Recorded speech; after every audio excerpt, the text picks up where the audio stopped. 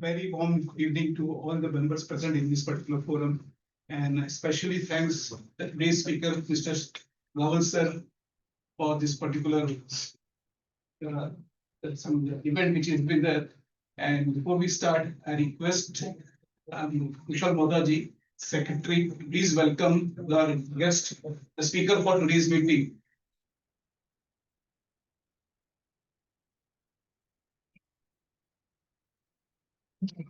Sir. Thank you.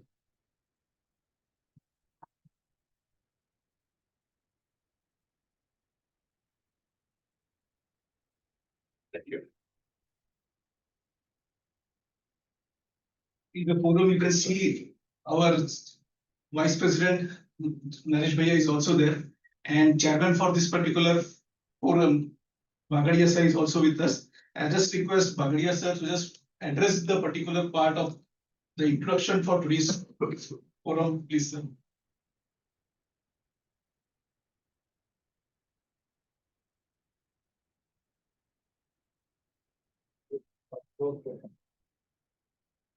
Good evening, friends.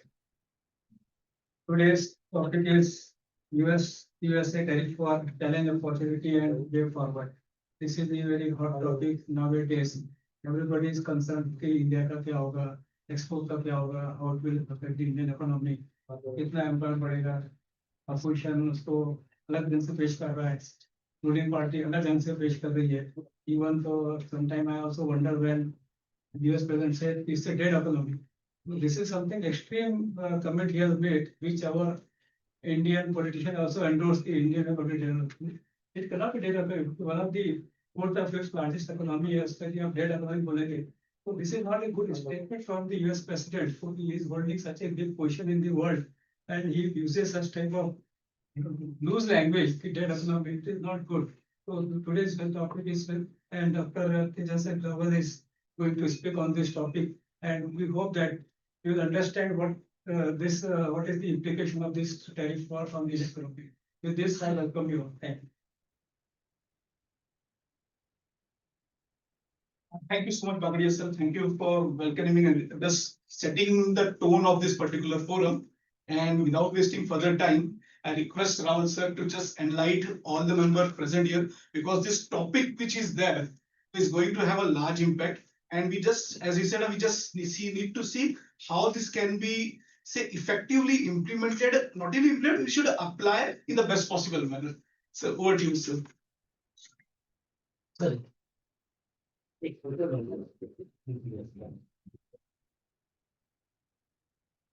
Sir.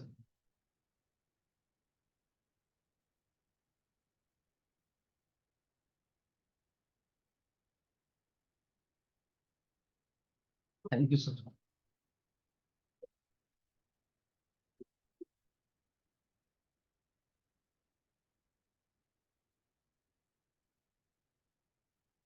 Chairman of VI Finance and Economy Forum, my very dear friend, CA OS Bagadia ji, Vice Chairman, another very dear friend, CA Naresh Akotia ji, Nitin Agrawal ji, Secretary Kaushal Mohta ji, Dr.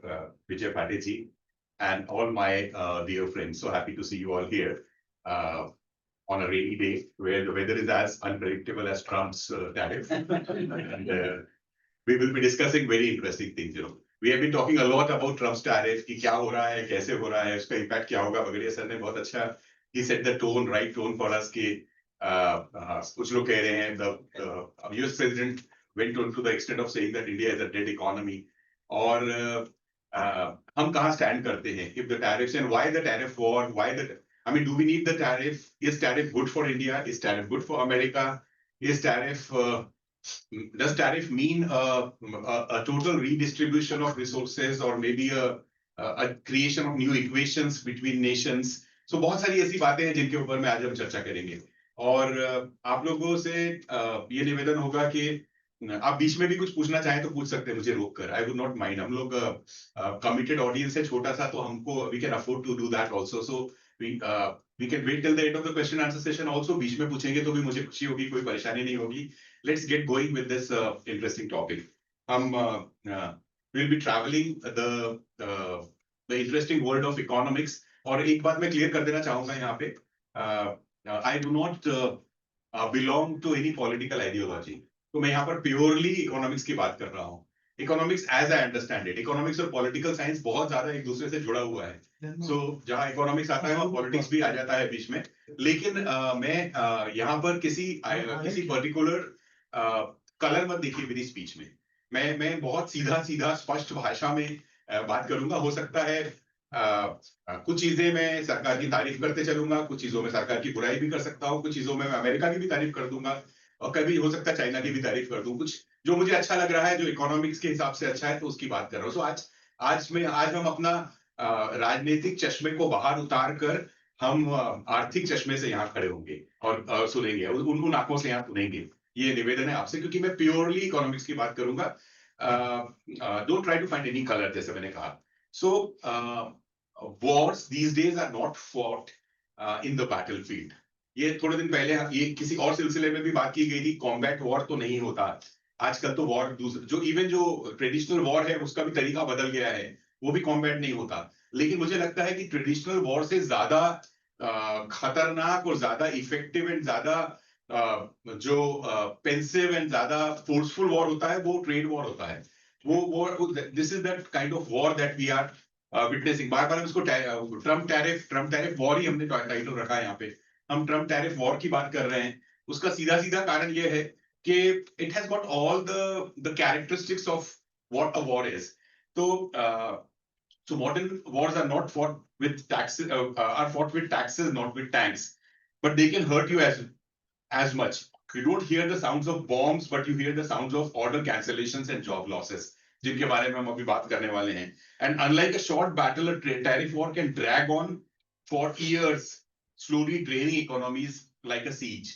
तो ये बहुत खतरनाक हो सकता है. हम combat war हुआ, देश का नुकसान हुआ, दुश्मन का भी नुकसान हुआ, वॉर खत्म हो गया या चलते रहा, जो भी है. लेकिन ये वॉर अलग किस्म का है. इससे आपकी इकोनॉमी को धीरे धीरे कमजोर किया जा सकता है. So this is a dangerous. So tariff war से supply chain disruption, factory closure, job losses and economic seize की पॉसिबिलिटी हो जाती है. सो let me go back to the fundamental economics that those of you who come from economics and finance and commerce and chartered accountancy, of course, background, would try to recall the 11th standard economics that we had studied. Adam Smith के बारे में हम बात करेंगे, David Ricardo के बारे में बात करेंगे. Adam Smith wrote this about 300 years back, that the division of labor is limited by the extent of the market. जितना बड़ा market होगा division of labor उतना ज्यादा अच्छा हो सकेगा. If you have the world market with you, the global market with you, you can specialize in certain products. आप जितना ज्यादा specialization होगा उतना ज्यादा cost of production कम होगी, और जितनी ज्यादा cost of production कम होगी उतना benefits पूरी सभी इकोनॉमी को मिलेगा. Everybody wins by that process. तो जब आप यदि आप आत्मनिर्भर बनने की बात करने का अर्थ ये समझ रहे हैं कि हम सब कुछ अपने आप बनाएंगे, तो ये this is bad economics. America is trying to become आत्मनिर्भर, is talking of all manufacturing America will do.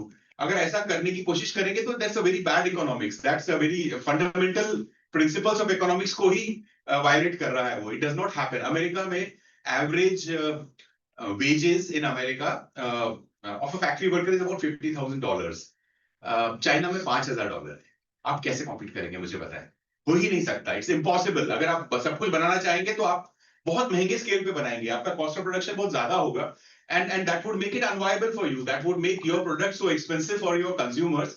एक तो नंबर 1 इन्फ्लेशनरी होगा, नंबर 2 इतना महंगा होगा कि वो खरीद नहीं पाएगा उसको. सो आपका कंजम्पशन घटेगा तो आपका जीडीपी घटेगा. So what you are talking about is reducing the GDP. So specialisation के इस एरा में जहां पर हम अभी तक ग्लोबलाइजेशन की बात करते थे, उस दौर में यदि आप संकुचित दायरे में लेके जाओगे अपने आप को, एक छोटे छोटे खेमों में बांटने की कोशिश करोगे, तो उसका परिणाम अच्छा नहीं होगा. सबके लिए परेशानी है. Let India do what India can do the best. Let China do what China can do the best. Let America do what America can do the best. ये होता है तब जाके ग्लोबल इकोनॉमी बनती है, तब जाके विन विन होता है, तब जाके कॉस्ट ऑफ प्रोडक्शन कम होती है. This is what Adam Smith said 300 years back. This is what David Ricardo said later. David Ricardo ने तो उससे और आगे की बात कही. He said he talked about the theory of comparative advantage. उसका अर्थ ये था कि even if India can make 10 different products with good cost advantage and with specialization, India should not do that. Rather, India should make 3 or 4 products which so that there is a larger scale available to India. उस scale में produce करे, बाकी चीजें India can leave to another country which can also produce that product very well. So David Ricardo का तो ये कहना था कि हम even if you can produce 10 products, don't produce 10 products. Make those products which you can do it with greatest of specialization and greater benefits to the economy. Leave it to the others and so they also specialize. So उनके पास में भी world market होगा, आपके पास भी world market होगा, cost of production सबकी कम होगी and everybody wins in the process. John Stuart Mill, Paul Samuelson और बाकी बहुत सारे इकोनॉमिस्ट ने इसी बात पे बात की है. तो हम हमेशा से ये इकोनॉमिक्स सीखते आ रहे हैं, बचपन से सीखते आ रहे हैं कि division of labor, specialization, professional specialization, country-wise specialization, all these are good economics, great economics. So ये एक complete disruption था ट्रम्प के तरफ से कि मागा वाला disruption की make America great again. हम सब कुछ यहाँ बनाएंगे तो ऐसा हो जाएगा. अमेरिका बना ही नहीं सकता. जैसे मैंने कहा, they cannot produce, they will never be able to produce. America की लेबर काम ही नहीं करती. अमेरिका में काम करने वाले लोग लैटिन अमेरिका से आते हैं, मेक्सिको से आते हैं, इंडिया से आते हैं बेचारे, जो कंप्यूटर्स का काम करते हैं. तो बहुत सारी लेबर सारी दुनिया से आती है. Labour could be like elite labour also talking about, सब बाहर से आते हैं बहुत ज्यादातर. और उसके अलावा उनके सैलरी स्केल, उनका सोशल सिक्योरिटी, उनकी कॉस्ट ऑफ लिविंग, सब कुछ इतनी ज्यादा है कि they can not produce. The reason why America started outsourcing from China the manufactured goods and from India the intellectual goods was because of the cost advantage. सस्ता पड़ रहा था यहाँ से लेना, इसलिए ले रहे थे. तो आप वहां नहीं बना सकेंगे, पहली चीज तो ये है. So this और इंडिया के लिए बहुत बड़ा बेनिफिट रहा है. Since 1991 when India opened the economy, we have been on the same path of globalization, जहां पर हम लोगों ने हमें टेक्नोलॉजी मिली, इन्वेस्टमेंट मिला, मार्केट मिला और ग्रोथ मिली. सब कुछ होते चले गया उसमें. उसके दुष्परिणाम भी रहे हैं उसके अपने. That's not the topic of the day. But fact is that 1991 onwards we have liberalized the economy completely. और उसके बाद में उसके वजह से हम इंटीग्रेट हुए हैं वर्ल्ड इकोनॉमी के साथ में. हमने बहुत चीजें प्रोड्यूस की दुनिया के लिए और हम कर रहे हैं. हमारा एक्सपोर्ट अगर आप 91 के पहले का देखेंगे तो बहुत रिडिकुलसली लो था. उसके बाद बहुत ज्यादा है. इंपोर्ट भी बहुत हुआ है. तो हम लोग लिंक हो गए ट्रेड इंटरनेशनल इकोनॉमी के साथ. उसके पहले हम लोग we were kind of a closed economy. बहुत छोटे दायरे में हम लोग जी रहे थे. सीधा मैं इस बात पर आता हूं जिसके बारे में जो फिगर्स लोग समझ नहीं पा रहे हैं या समझना जरूरी है या फिर व्हाट्सएप में हमें नहीं मिले हैं. यूएस का टैरिफ, ट्रम्प को आपको याद होगा कि ट्रम्प ने उसके पिछले टर्म में ये बात कही थी कि India has been charging a very heavy duty on Harley Davidson motorcycles and we are not happy with that. उन्होंने इस तरीके से शुरुआत की थी. So that was like the poster boy Harley Davidson. लेकिन he was talking of high tariff that India has been charging. और काफी ग्रम्पी था वो, काफी ज्यादा उसने डिस्प्लेजर दिखाया था. But well, my friend Modi वाली कहानी चल रही थी उस वक्त में, तो बहुत ज्यादा, तो उसमें उतना ज्यादा वो नहीं हुआ. लेकिन ये स्टैटिस्टिक्स हैं उस पीरियड के 2018 से 22 के कि US tariff on India is on an average 2 to 3%. 2 से 3% हम टैरिफ हमारे गुड्स के इंपोर्ट पर अमेरिका भरते आया है. लेकिन इंडिया का जो टैरिफ है, जो इंडिया चार्ज करता है, ये एवरेज आपको 11 से 15% दिखेगा इस पीरियड में. सिमिलर स्टैटिस्टिक्स है बाद के सालों में भी. But this is slightly distorted picture in the sense that कुछ प्रोडक्ट ऐसे हैं जिसपे अमेरिका भी 200% ड्यूटी हमको चार्ज करता है. कुछ प्रोडक्ट ऐसे हैं जिन पे हम भी 150% ड्यूटी चार्ज करते हैं. But this is the average. उनका कंजम्पशन कम है, उनका इंपोर्ट और एक्सपोर्ट कम है, इसलिए उसका स्क्यूनेस यहाँ नजर नहीं आ रहा. but there are products where they charge 200% and we charge 150% also. But in general, average tariff जो है वो इस किस्म का चला है अभी तक, और ये टैरिफ जो था सिर्फ इंडिया के लिए नहीं था, पूरे दुनिया के लिए था। अमेरिका का टैरिफ जो था 2% ही हुआ करता था, 1.8%, 1.9%, 2% के आसपास में। सो अमेरिकन वो virtually enjoying a free ride, सब कुछ टैक्स फ्री मिल रहा था हमको एक तरीके से। पूरी दुनिया प्रोड्यूस कर रही थी, अमेरिकन कंज्यूमर को सस्ता मिलता था। वही प्रोडक्ट यूरोप में महंगा होता था, वही प्रोडक्ट यूएस में सस्ता हुआ करता था, क्योंकि American consumer was the first the beneficiary of all the lower tariff. So उसके वजह से उनके ट्रेड डेफिसिट्स के इशू आते थे, बहुत सारे प्रॉब्लम्स अमेरिकन इकोनॉमी को थे। तो American economy stands in a great deficit situation, जो मैं आगे किसी स्लाइड्स में आपको बताऊंगा कि अगर जिस तरीके की अमेरिका की बैलेंस शीट है वो शायद किसी और देश की होती तो वो वुड हैव गॉन बैंकरप्ट, लेकिन America can afford to continue with that same kind of balance sheet and still make good money and still rule the world. और वहां का प्रेसिडेंट जब कुछ बोलता है तो सारी दुनिया को सुनना पड़ता है। तो इतना पावर उसके बावजूद भी, खराब बैलेंस शीट के बावजूद भी इतनी पावर उनके पास में है, और क्यों है वो हम उसके बारे में आगे बात करेंगे। तो ये है कि America was charging almost negligible tariff. आज हम बहुत खुश हो रहे हैं जब ये कह रहे हैं कि 15% लगा किसी देश पे, मतलब वो देश बहुत खुश हो रहा है कि 15% tariff, 19% tariff. They not realising that it has increase by 10 times. 2% का 20% कर दिया है भाई आपका। ऐसा नहीं कि आपको क्या होता है कि नथिंग इज गुड और बैड बट बाय कंपैरिजन। मेरे पड़ोसी को 50% लगा, मुझे 20% लगा, तो मैं बहुत खुश हूं ना कि 20 ही लगा मुझे, तो भाई तो वैसा वाला सिचुएशन में आ रहा है। But the fact is that a lot of tariff is being charged to everybody. So यहां से बहुत ऊपर हम लोग मूव हो गए हैं। उसके बाद हम आते हैं नेक्स्ट पे। Where does India stand? अब ये स्टैटिस्टिक्स मैंने बहुत ढूंढ के निकाले हैं आप लोगों के लिए कि इंडिया का एक्सपोर्ट कहां पे कितना है। ये फिगर्स निकाले, हर कोई किसी भी एक साल को ले लीजिए, सब साल के फिगर करीब एक ही समान है, रेशियो वही रहेगा करीब। So India has been exporting, India का सबसे बड़ा इंडिया से इंपोर्टर जो है या एक्सपोर्ट पार्टनर इंडिया का जो है सबसे बड़ा, वो अमेरिका है। 17% हम लोग एक्सपोर्ट करते हैं, 17% of our export goes to America. उसके बाद में यूएई 8% पर आता है, सार्क कंट्री 7-8% पे आती है, चाइना 3-4-5% पर आता है, सिंगापुर 2% पे, एंड उसके बाद में नीचे और कम होते चले जा रहा है। सो अगर हम कहते हैं कि 17% वाली कंट्री हमारे हाथ से छूट जाएगी तो हमें कोई खास असर नहीं होगा, ऐसा नहीं हो सकता। इस स्टैटिस्टिक्स के पीछे और भी दर्द छुपे हुए हैं जो मैं आगे आपको बताऊंगा। 17% जाने का जो दर्द होगा, शायद ऐसा लगेगा, when people have been giving opinion in social media and on the TV channels की 17% can be handled easily, can be redistributed, हम दूसरी दुनिया में दूसरी जगह ढूंढ लेंगे जहां पर ये इसका इस्तेमाल किया जा सकता है। इस किस्म की बातें हो रही हैं बहुत सारी। Let me tell you, it's a very serious situation. मैं आपको बताऊंगा कि क्या होगा, क्योंकि जब उसका आप इंटरनल कॉम्पोजिशन में जाएंगे, when you do a deep research into what's happening here, you will realise it can be a dangerous, extremely dangerous situation. उसकी बात हम थोड़ी सी आगे में करेंगे। सो 23-25 के पीरियड में अमेरिका ने जो हिला रखा है दुनिया को, तो उसमें tariff measures and resurgence of trade war tactics हो रही है। इंडिया के ऊपर में 50%, 25% प्लस 25% लगा दिया गया अगस्त में, और 28 अगस्त से हमारा 25% हो जाएगा, 50% हो जाएगा, 25% ऑलरेडी है।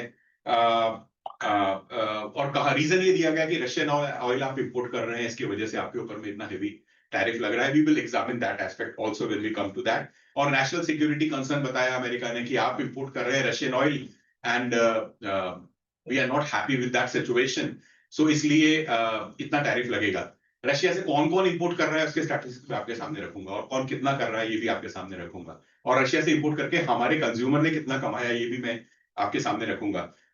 लेकिन that looks like an excuse that looks like a lame excuse when we consider other countries that America is trading with. India ने कहा है कि अनफेयर है, अनरीजनेबल है, अनजस्टिफाइड है। Europe's trade with Russia far exceeds that of India. Yet we are being treated for actions others are on the basis of national interest. Europe का हमसे ज्यादा है। चाइना की बात मैं बाद में करूंगा, अमेरिका की बात भी मैं बात करूंगा कि अमेरिका रशिया रिलेशनशिप्स भी कैसे रहे हैं ट्रेड के। Will talk about that later, but at the moment ये तो बहुत क्लियर है कि हमसे बहुत ज्यादा इंपोर्ट करने के बावजूद भी Russia Europe has been spared from from the penal tariff rates. लेकिन हमें हमारे ऊपर बहुत ज्यादा लगा है. सो ये जो पेट्रियटिज्म की जो वेव चली है ये कुछ सालों में, जब से ट्रंप ने सरपरस्ती की है अमेरिका की, उसके बारे में मैं कुछ कहना चाहूंगा कि section 232 of US trade expansion act के अंडर 2018 में उन्होंने स्टील के ऊपर में बहुत सारा टैरिफ लगा दिया था, एल्यूमिनियम के ऊपर में लगा दिया था, चाइनीज गुड्स पे बहुत बड़ा टैरिफ लगा दिया था. Legacy of the very earlier US China war. बहुत पुरानी इतिहास को खोद के निकालते हैं हम लोग कई बार, और उसके बेसिस पर ट्रेड रिलेशनशिप को डिस्टर्ब करते हैं. सो traditional allies have also not been spared. US and EU, European Union narrowly escaped the high tariff that was proposed for them. It was threatened that 30 to 35% tariff would be levied on them. Ultimately 15% पर वो जाके settle हो गया. And the WTO warns that rising protectionism and geopolitical tensions are causing dangerous trade fragmentations, जिसकी बात मैं पहले कर चुका हूं कुछ स्लाइड्स में. और and that a full decoupling into rival trade blocs could shrink global GDP by up to 5% in the long run. पूरे विश्व की इकोनॉमी की जीडीपी 5% घटने की परिस्थिति में हम लोग आ रहे हैं इससे.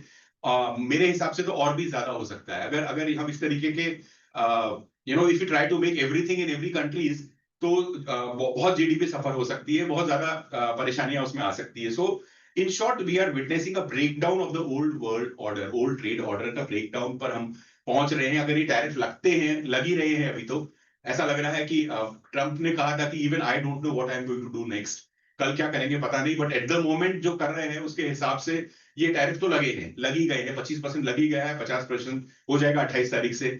सो अगर ये ऐसा सिचुएशन में आता है तो it's like a breakdown of the world trade order. India, अभी मैं चर्चा कर रहा था भाई से पीछे इस समय, in the AT room we were sitting, कि टेक्सटाइल एक्सपोर्टर्स का क्या होगा.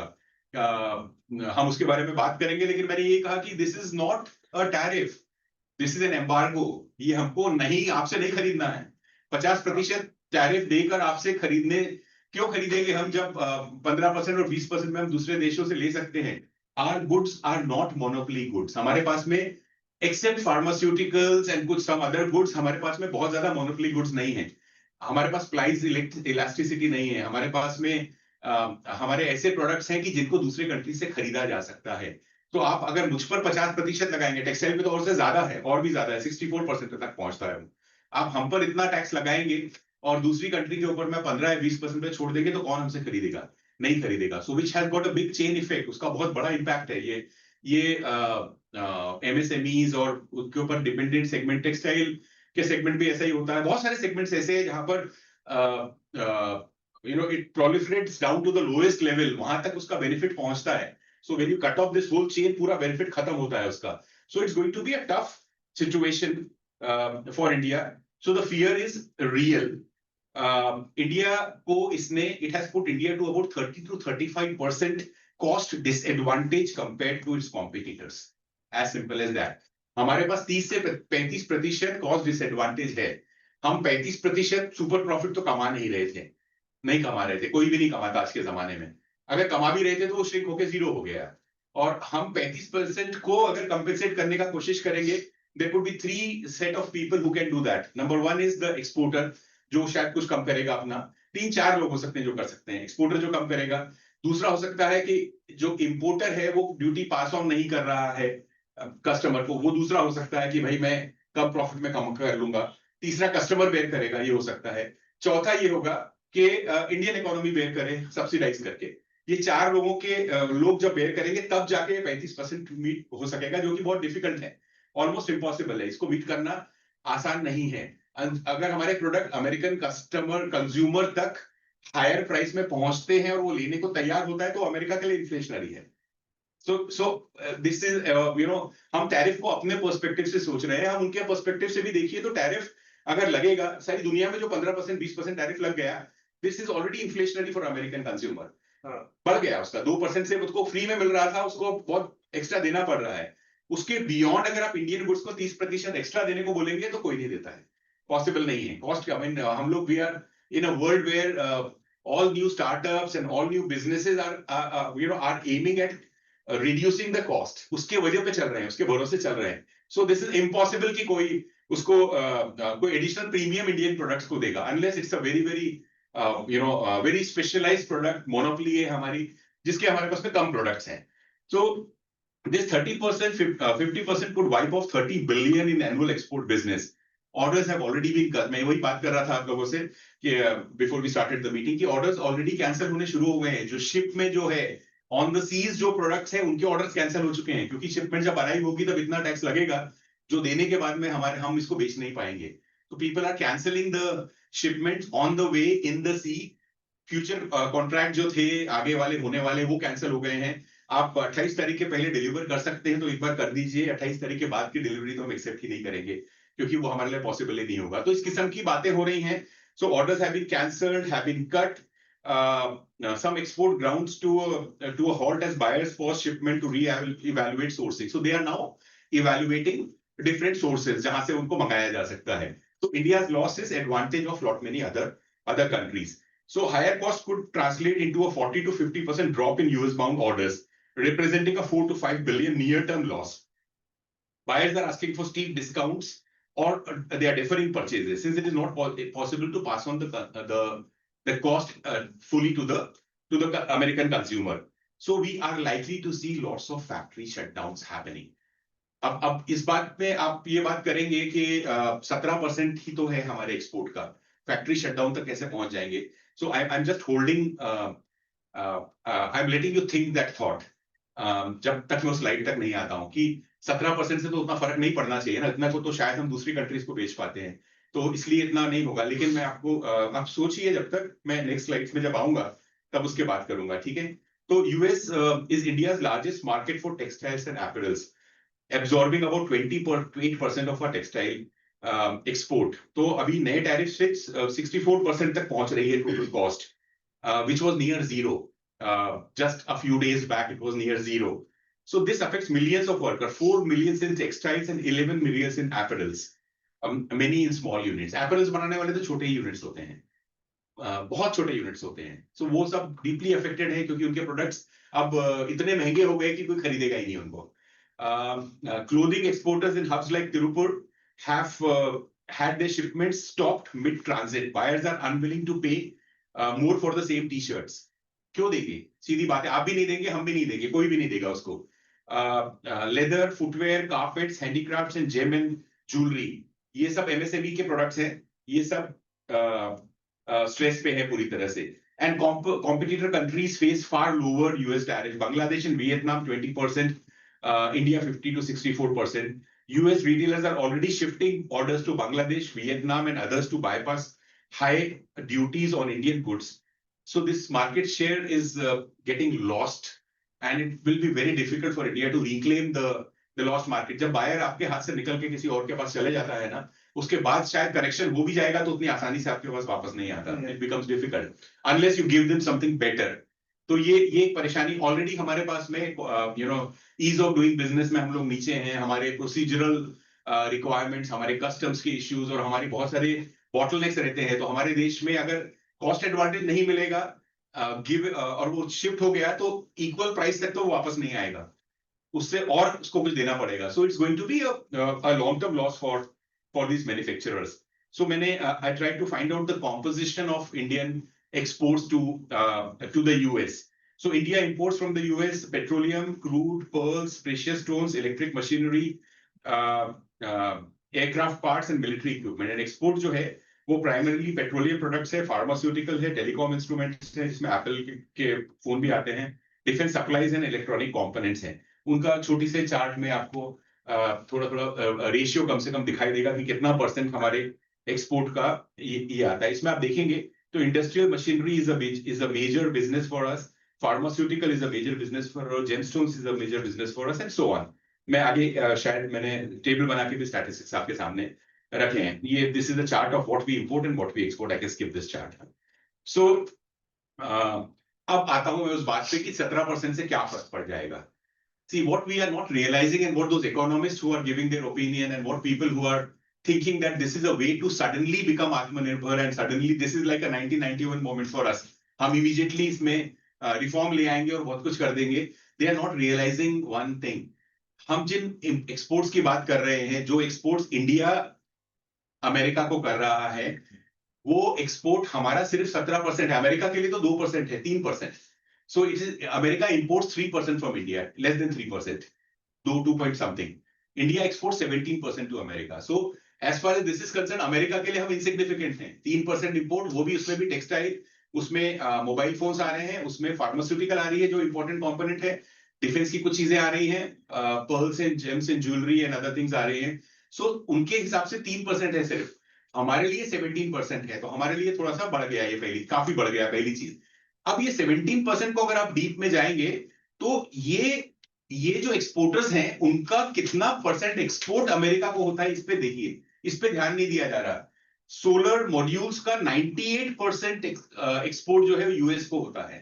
98%, मतलब जो हम बोल रहे हैं कि 17% में कुछ फर्क नहीं पड़ेगा, यू डोंट रियलाइज दैट. आप सोलर मॉड्यूल मैन्युफैक्चरर के बारे में सोचिए, उसका 100% एक्सपोर्ट अमेरिका को था, वो जीरो हो गया, वो खत्म हो गया. तो वो think from micro perspective, not from macro perspective. Now think from the bottom of the pyramid. Think from the have a view from down up. आप उसको देखिए, उस तरीके से देखिए, तो आपको समझेगा कि 98% जिसका एक्सपोर्ट अमेरिका को था, उसका एक्सपोर्ट जीरो हो गया, तो उसकी इंडस्ट्री खत्म हो जाएगी. सीमेंट के कुछ आर्टिफिशियल स्टोन है जिनका 88% अमेरिका को जाता है. प्रिपेयर्ड श्रिम्प्स, आंध्रा से होता है पूरा का पूरा, और आंध्रा से 80% प्रिपेयर्ड श्रिम्प्स अमेरिका को जाते थे. So suddenly they will have to find a new buyer and a new market. उतना आसान, जो 80% अमेरिका खरीद रहा था वो दूसरा कोई खरीदेगा, तब जाके उसकी वायबिलिटी आएगी. सो हम जब सोचते हैं कि हमारी इकोनॉमी को फर्क नहीं पड़ेगा, हमारी इकोनॉमी के उन एलिमेंट्स को बहुत फर्क पड़ने वाला है जो एलिमेंट्स डायरेक्टली अफेक्टेड होने वाले हैं इस प्रोसेस से. This is something that we need to understand. Wool, carpets, home linens, ये भी पूरी तरह से अमेरिकन डिमांड के ऊपर में डिपेंडेंट है. तो ये इंडस्ट्री भी सफर होगी. तो मिर्जापुर की इंडस्ट्री देखिए आप, लिनन की इंडस्ट्री देखिए आप, तो जहां जहां पर भी ये चीजें बन रही थी, ये पूरा का पूरा सब्सटैंशियली अमेरिकन मार्केट को जा रहा था हमारे पास से. सो दिस इज अफेक्टेड. ये इंडस्ट्रीज अफेक्ट होगी तो इसके उसके एंसिलरीज, उसके एमएसएमईज, उनके, हम ये कह दें कि इनके एमएसएमईज, जैसे आंध्रा का श्रिम्प एक्सपोर्ट का एग्जांपल मैं आपके सामने रख लेता हूँ. बहुत सारे छोटे छोटे एक्सपोर्टर्स हैं. आप ये एक्सपेक्ट करेंगे कि जब ये रीअलाइनमेंट होती है तब तक वो लोग रुक सकेंगे ट्रेड में? नहीं है पॉसिबल, नंबर 1. सेकेंडली, अगर वो रुक भी जाएंगे तो उतना टाइम बेयर करने की कॉस्ट कितनी बड़ी आएगी उनको. तो it's not easy. And then finding a buyer for the product. So when we are talking of prepared shrimp products, we are talking of a process product जो कि फैक्ट्री में प्रोसेस होता है, जहां पर प्रोसेसिंग की जा रही है. So they have already put up a big plant for that purpose.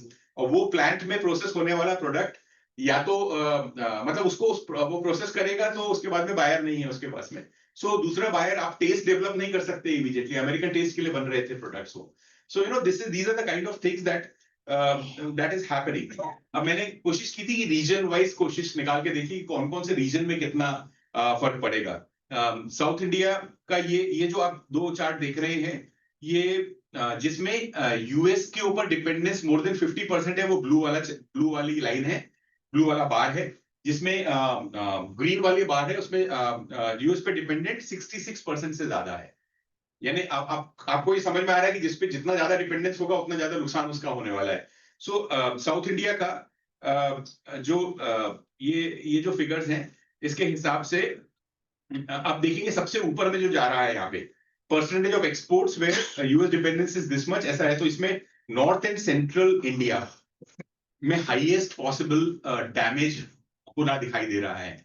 और मैं आपको बताता हूँ कहां पर हो रहा है, नॉर्थ इंडिया में और सेंट्रल इंडिया में. नॉर्थ इंडिया में हो रहा है प्राइमरीली पंजाब में, जहां पर स्पोर्ट्स गुड्स जाते थे, जहां पे होजेरी जाती थी, जहां पे वोलेंस जाते थे, जहां से ब्लैंकेट्स जाते थे, वो सारी इंडस्ट्री अनवायबल हो गई है. सेंट्रल इंडिया का सबसे बड़ा नुकसान आंध्र प्रदेश का हो रहा है. हम आंध्र कोस्ट को हम यहाँ पे इसमें गिन रहे हैं, यहाँ पे सबसे बड़ा नुकसान उनका हो रहा है. विदर्भा का लॉस के बारे में मैं आऊंगा आगे किसी स्लाइड में. ईस्ट का उतना ज्यादा नुकसान नहीं है, वेस्ट का उतना नुकसान नहीं, बट प्राइमरीली हम लोग को जो इफेक्ट आ रहा है वो नॉर्थ को और सेंट्रल इंडिया को मैक्सिमम आ रहा है इन चीजों का. So exporters are they warn of massive job losses as 50% tariff go live. Order volumes have already been drying up. It's like an embargo, जो मैंने आपसे बात कही पहले. It is not a tax. Buyers are reconsidering buying from India. They are not interested in buying from India. So it's like हमको आपसे नहीं लेना है भाई। आप ऐसा है ना कि आप किसी दुकान में जाते हैं, वो 10 रुपए की चीज बोलता है 100 रुपए में दूंगा मैं, कि आपको नहीं बेचना है, ऐसा है वो। वैसे ही है, हम आपको नहीं लेना है, आप 50% टैक्स देते हो तो लेंगे हम आपसे, नहीं तो नहीं लेंगे, ऐसा वाला सिचुएशन में ला लिया है उसमें। सो this is like an embargo, this is not a tax.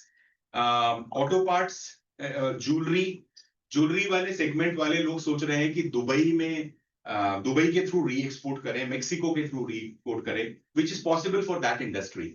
मगर तो बड़े मैन्युफैक्चरर्स जाएंगे, छोटे कहां से जाएंगे? So they are planning to move the assembly to Mexico और टू दुबई, जहां पे टैरिफ काफी कम है, और वहां से रीप्रोसेसिंग होगा। तो the world is paying double price, double logistic price, double दो कंट्रीज का अलग अलग import and export and lot of other logistics involve, just because you want to bypass India. आपको मालूम है पाकिस्तान में आज भी इंडिया के सारे प्रोडक्ट्स मिलते हैं। एंड आज के मतलब जो ये अभी जो ताजी दुश्मनी है उसके पहले से भी बता रहा हूँ मैं, हमेशा से मिलते हैं, क्योंकि यहाँ से दुबई जाते हैं, दुबई से वहां से री एक्सपोर्ट होकर पाकिस्तान जाते हैं। तो वैसा ही होगा इसके बारे में भी, जहां पर पॉसिबल नहीं है तो आप उसमें ये होगा कि वो कंट्री ऑफ ओरिजिन के हिसाब से टैक्सेस होते हैं, custom is paid based on the country of origin. आपका कंट्री ऑफ ओरिजिन दुबई हो जाएगा, क्योंकि आप दुबई में प्रोसेसिंग करेंगे उसके ऊपर में। तो you buying inputs from other countries then processing it in Dubai and then taking it to America. तो कितने लोग कर पाएंगे, कितनी इंडस्ट्री कर पाएगी, ये एक बहुत बड़ा क्वेश्चन होता है। And why do that basically आता है। रघुराम राजन ने बहुत अच्छी बात कही इसी बारे में कि it is hard to negotiate with a gun on your hand, on your head. आपके सिर के ऊपर बंदूक रख के आपको नेगोशिएट करने को कहा जा रहा है। इट इज कौन सी बंदूक आपके सिर पर है, मैं उसके बारे में थोड़ी आगे जाके बात करूंगा, लेकिन डेफिनेटली आपको थ्रेट किया जा रहा है। नंबर वन, इतना टैरिफ अगर आप नहीं लगाएंगे तो इसका परिणाम होगा कि आपसे नहीं खरीदेंगे। अगर हम इसको आप रिड्यूस कराना चाहते हैं तो उसके लिए क्या क्या करना होगा इंडिया को, उसके बारे में हम थोड़ी आगे बात करेंगे। But there is definitely a process कि आप अगर ऐसा आपको टैरिफ नहीं चाहिए तो फिर आपको उसके बदले में ये देना होगा। So we are which perhaps is hidden from the public view, लेकिन हम उसके बारे में बात जरूर करेंगे आगे। विदर्भ की कोशिश की थी मैंने इम्पैक्ट निकालने के लिए। हमारा export I may be slightly of the mark, क्योंकि मैंने कोशिश की जितने टारगेट्स मुझे, जितने फिगर्स मुझे मिल सकते थे मैंने निकाला। 3000 करोड़ से ज्यादा का एक्सपोर्ट विदर्भ का है, covering at least 10 commodities from prepared explosive and defense aerospace components to spice, textile and pharmaceuticals. Explosive 130 crore के करीब का है। आई मे बी स्लाइटली रॉन्ग और of the mark here, I am somebody might correct, मुझे correct करेंगे तो अच्छा होगा, स्टैटिस्टिक्स पब्लिश नहीं है कहीं पे भी। तो 130 करोड़ के एक्सप्लोर, इसको कोई फर्क नहीं पड़ रहा है for many reasons. Number one, the international situation is so risky that war equipment and ammunition हमेशा इस समय हाई डिमांड पे है, खरीद रहे हैं लोग, आराम से खरीद रहे हैं, और वो शायद ये मकसद भी रहा है इन सब चीजों का जो हो रहा है उसका। सो हमारे डिफेंस इंडस्ट्री अच्छे से है, चल रही है। हमारे नागपुर में we are proud to have certain units who are doing great in terms of manufacturing and exporting to the whole world. लेकिन ये industry now there is a अभी कौन सी इंडस्ट्री को हम बढ़ावा कर रहे हैं, क्वेश्चन मार्क कभी कभी ये भी आ जाता है हमारे लिए। बट एनीवेज एक्सप्लोजिव्स की डिमांड में फर्क नहीं पड़ रहा, number one. Number two, explosives के ऊपर अगर टैरिफ लग भी जाता है तो एक्सप्लोजिव सरकार खरीदती है। It does not matter, it's merely a book entry. आप 100% टैरिफ लगा देंगे तो भी सरकार को फर्क नहीं पड़ेगा। Government would be buying it and government is, उन्होंने टैरिफ लगाया और उन्होंने महंगा खरीदा, it does not matter to them. इसलिए एक्सप्लोजिव जो है वो तो छोड़ दीजिए, आप उसको बाहर ही निकाल दीजिए, कैलकुलेशन में चाहिए नहीं। टेक्सटाइल में ये मैंने गिमाटेक्स का एग्जांपल लिया था, उन्होंने कहा कि 15% ऑर्डर कैंसिलेशंस हो गए immediately on tariff announcement. Even as indirect suppliers via exporters, the ripple effect is immediate. Pharmaceutical हमारी बहुत बड़ी इंडस्ट्री है विदर्भा में, 1900 करोड़ का है, जो कि which has now at the moment been excluded from the tariff. उसका बहुत सारे कारण है उसके। एक तो थ्रेट तो है अभी भी, इस पे तो मैं 250% लगा दूंगा और 500% लगा दूंगा, ऐसी बात भी हो रही है। लेकिन उसके बहुत सारे कारण है कि इसको एक्सक्लूड क्यों किया गया है। Number one, India makes the cheapest pharmaceuticals in the world. हमारे पास में पेटेंट लॉज जो हैं वो अप्लाई नहीं होते हैं फार्मास्यूटिकल्स को। So we can do a reverse engineering and still produce the same product which America makes for 100 rupees, we can make it for 10 rupees. Same company जो अमेरिका में बना रही है, वो कंपनी और उनके कॉम्पिटिटर्स इंडिया में आके 10 रुपए में बनाते हैं वो प्रोडक्ट्स, और उसके बाद में यहाँ से एक्सपोर्ट होते हैं। तो India is a big hub for pharmaceutical export, पूरी दुनिया में एक्सपोर्ट होता है। अमेरिका बहुत बड़ा बायर है उसका। So number one, American consumer पे डायरेक्ट इम्पैक्ट आएगा अगर इस पे डायरेक्ट बहुत ज्यादा बढ़ेगा तो। सेकेंडली, अमेरिकन कंपनीज की सबकी इन्वेस्टमेंट इंडिया में है। Most of the pharmaceuticals being made in India by larger corporations are being made by American pharmaceutical companies, international pharmaceutical companies. तो उनका प्रेशर भी रहेगा, उनकी लॉबी भी रहेगी। और दूसरा, ये एक ट्रम्प का एक ट्रम्प कार्ड है, एक झटका है आपके लिए कि अगर आप करोगे नहीं तो मैं ये भी बढ़ा दूंगा। सो दिस इज अनदर, तो इस वजह से हमारे विदर्भा को उतना फर्क नहीं पड़ रहा फार्मास्यूटिकल के लिए, क्योंकि फार्मास्यूटिकल को एट द मोमेंट बचा रखा है, इससे बचा हुआ है। But there are other exporters from our region, cotton, yarn, textile, transmission towers, tractors and farm equipment, organic pigments, and so on, which are greatly affected because of the new tariff. ये मैंने इसको summarize किया था विदर्भा की industry के बारे में, जो statistics मुझे मिल सके। I tried to summarize those statistics कि क्या कितना हमें नुकसान होने का चांस या कितना हो रहा है, डिफरेंट किस पे कितना इम्पैक्ट पड़ रहा है, उसका समराइजेशन है ये, जो हमने भी ऑलरेडी डिस्कस कर रहे हैं। So we move to the next slide. तो अभी हमारे पास में ऐसा नहीं कि सॉल्यूशन नहीं निकल सकेंगे, but we will have to find solution, we will have to deliberate on that. So जो रिस्क है, प्रोटेक्शनिज्म का रिस्क है, सप्लाई चेन शिफ्ट का रिस्क है, सिस्टमैटिक रिस्क है, sudden loss of preferential US market, GSP जो रहता है, like which is like general, America जिसको हमें प्रेफरेंस दिया करता था, वो preference is gone now. America does not treat India as a preference partner now. So hefty direct हमको लग रहे हैं, डिसप्रपोर्शनेट एमएसएमई इम्पैक्ट हो रहा है और एम्प्लॉयमेंट रिस्क उतना बड़ा है। India is a country of MSMEs and small businesses. I always say that invisible economy is about 45% of the total economy. आधी इकोनॉमी हमारी जो है वो इनविजिबल इकोनॉमी है। MSMEs contribute a major portion of our industry. Large industry काफी कम है comparatively. Like तो ये this is a very unique country from that perspective. A lot of production happens in the small and medium and tiny segments. So they are going to be grossly affected. Supply chain and order diversion to other countries with lower tariffs, जिसको मैंने example लिया कि Bangladesh, Vietnam and Mexico को जाने का chance है। Using this tariff as a geopolitical pressure on India, Russia से oil लेना बंद कर दीजिए। So you know, हम लोग कॉस्ट कॉम्पिटिटिव ऑयल रशिया से अगर ले रहे थे, आप उसको लेना बंद कर दोगे तो फिर हम आपको देंगे। तो this are bargain points which are happening. So this is non tariff related items, I call it. It's for America. America को इससे मतलब नहीं है कि आप रशिया से ऑयल ले रहे हैं कि नहीं ले रहे हैं, उससे क्या फर्क पड़ता है उनको। लेकिन अमेरिका चाहता है कि आप रशिया से ऑयल ना लें, नहीं लेंगे तो हम आपके ऊपर टैरिफ नहीं लगाएंगे। सो दीज आर लाइक जो बार्गेन पॉइंट्स होते हैं which are not necessarily directed benefiting the American economy, वो वैसे वाले भी बहुत सारे पॉइंट्स हमारे साथ हो रहे हैं। And multilateral remedies have collapsed. WTO is the go-to place whenever things go wrong. आप WTO में जाते हैं और वहां पर ट्रेड सेटलमेंट की बात करते हैं, डिस्प्यूट सेटलमेंट की बात करते हैं।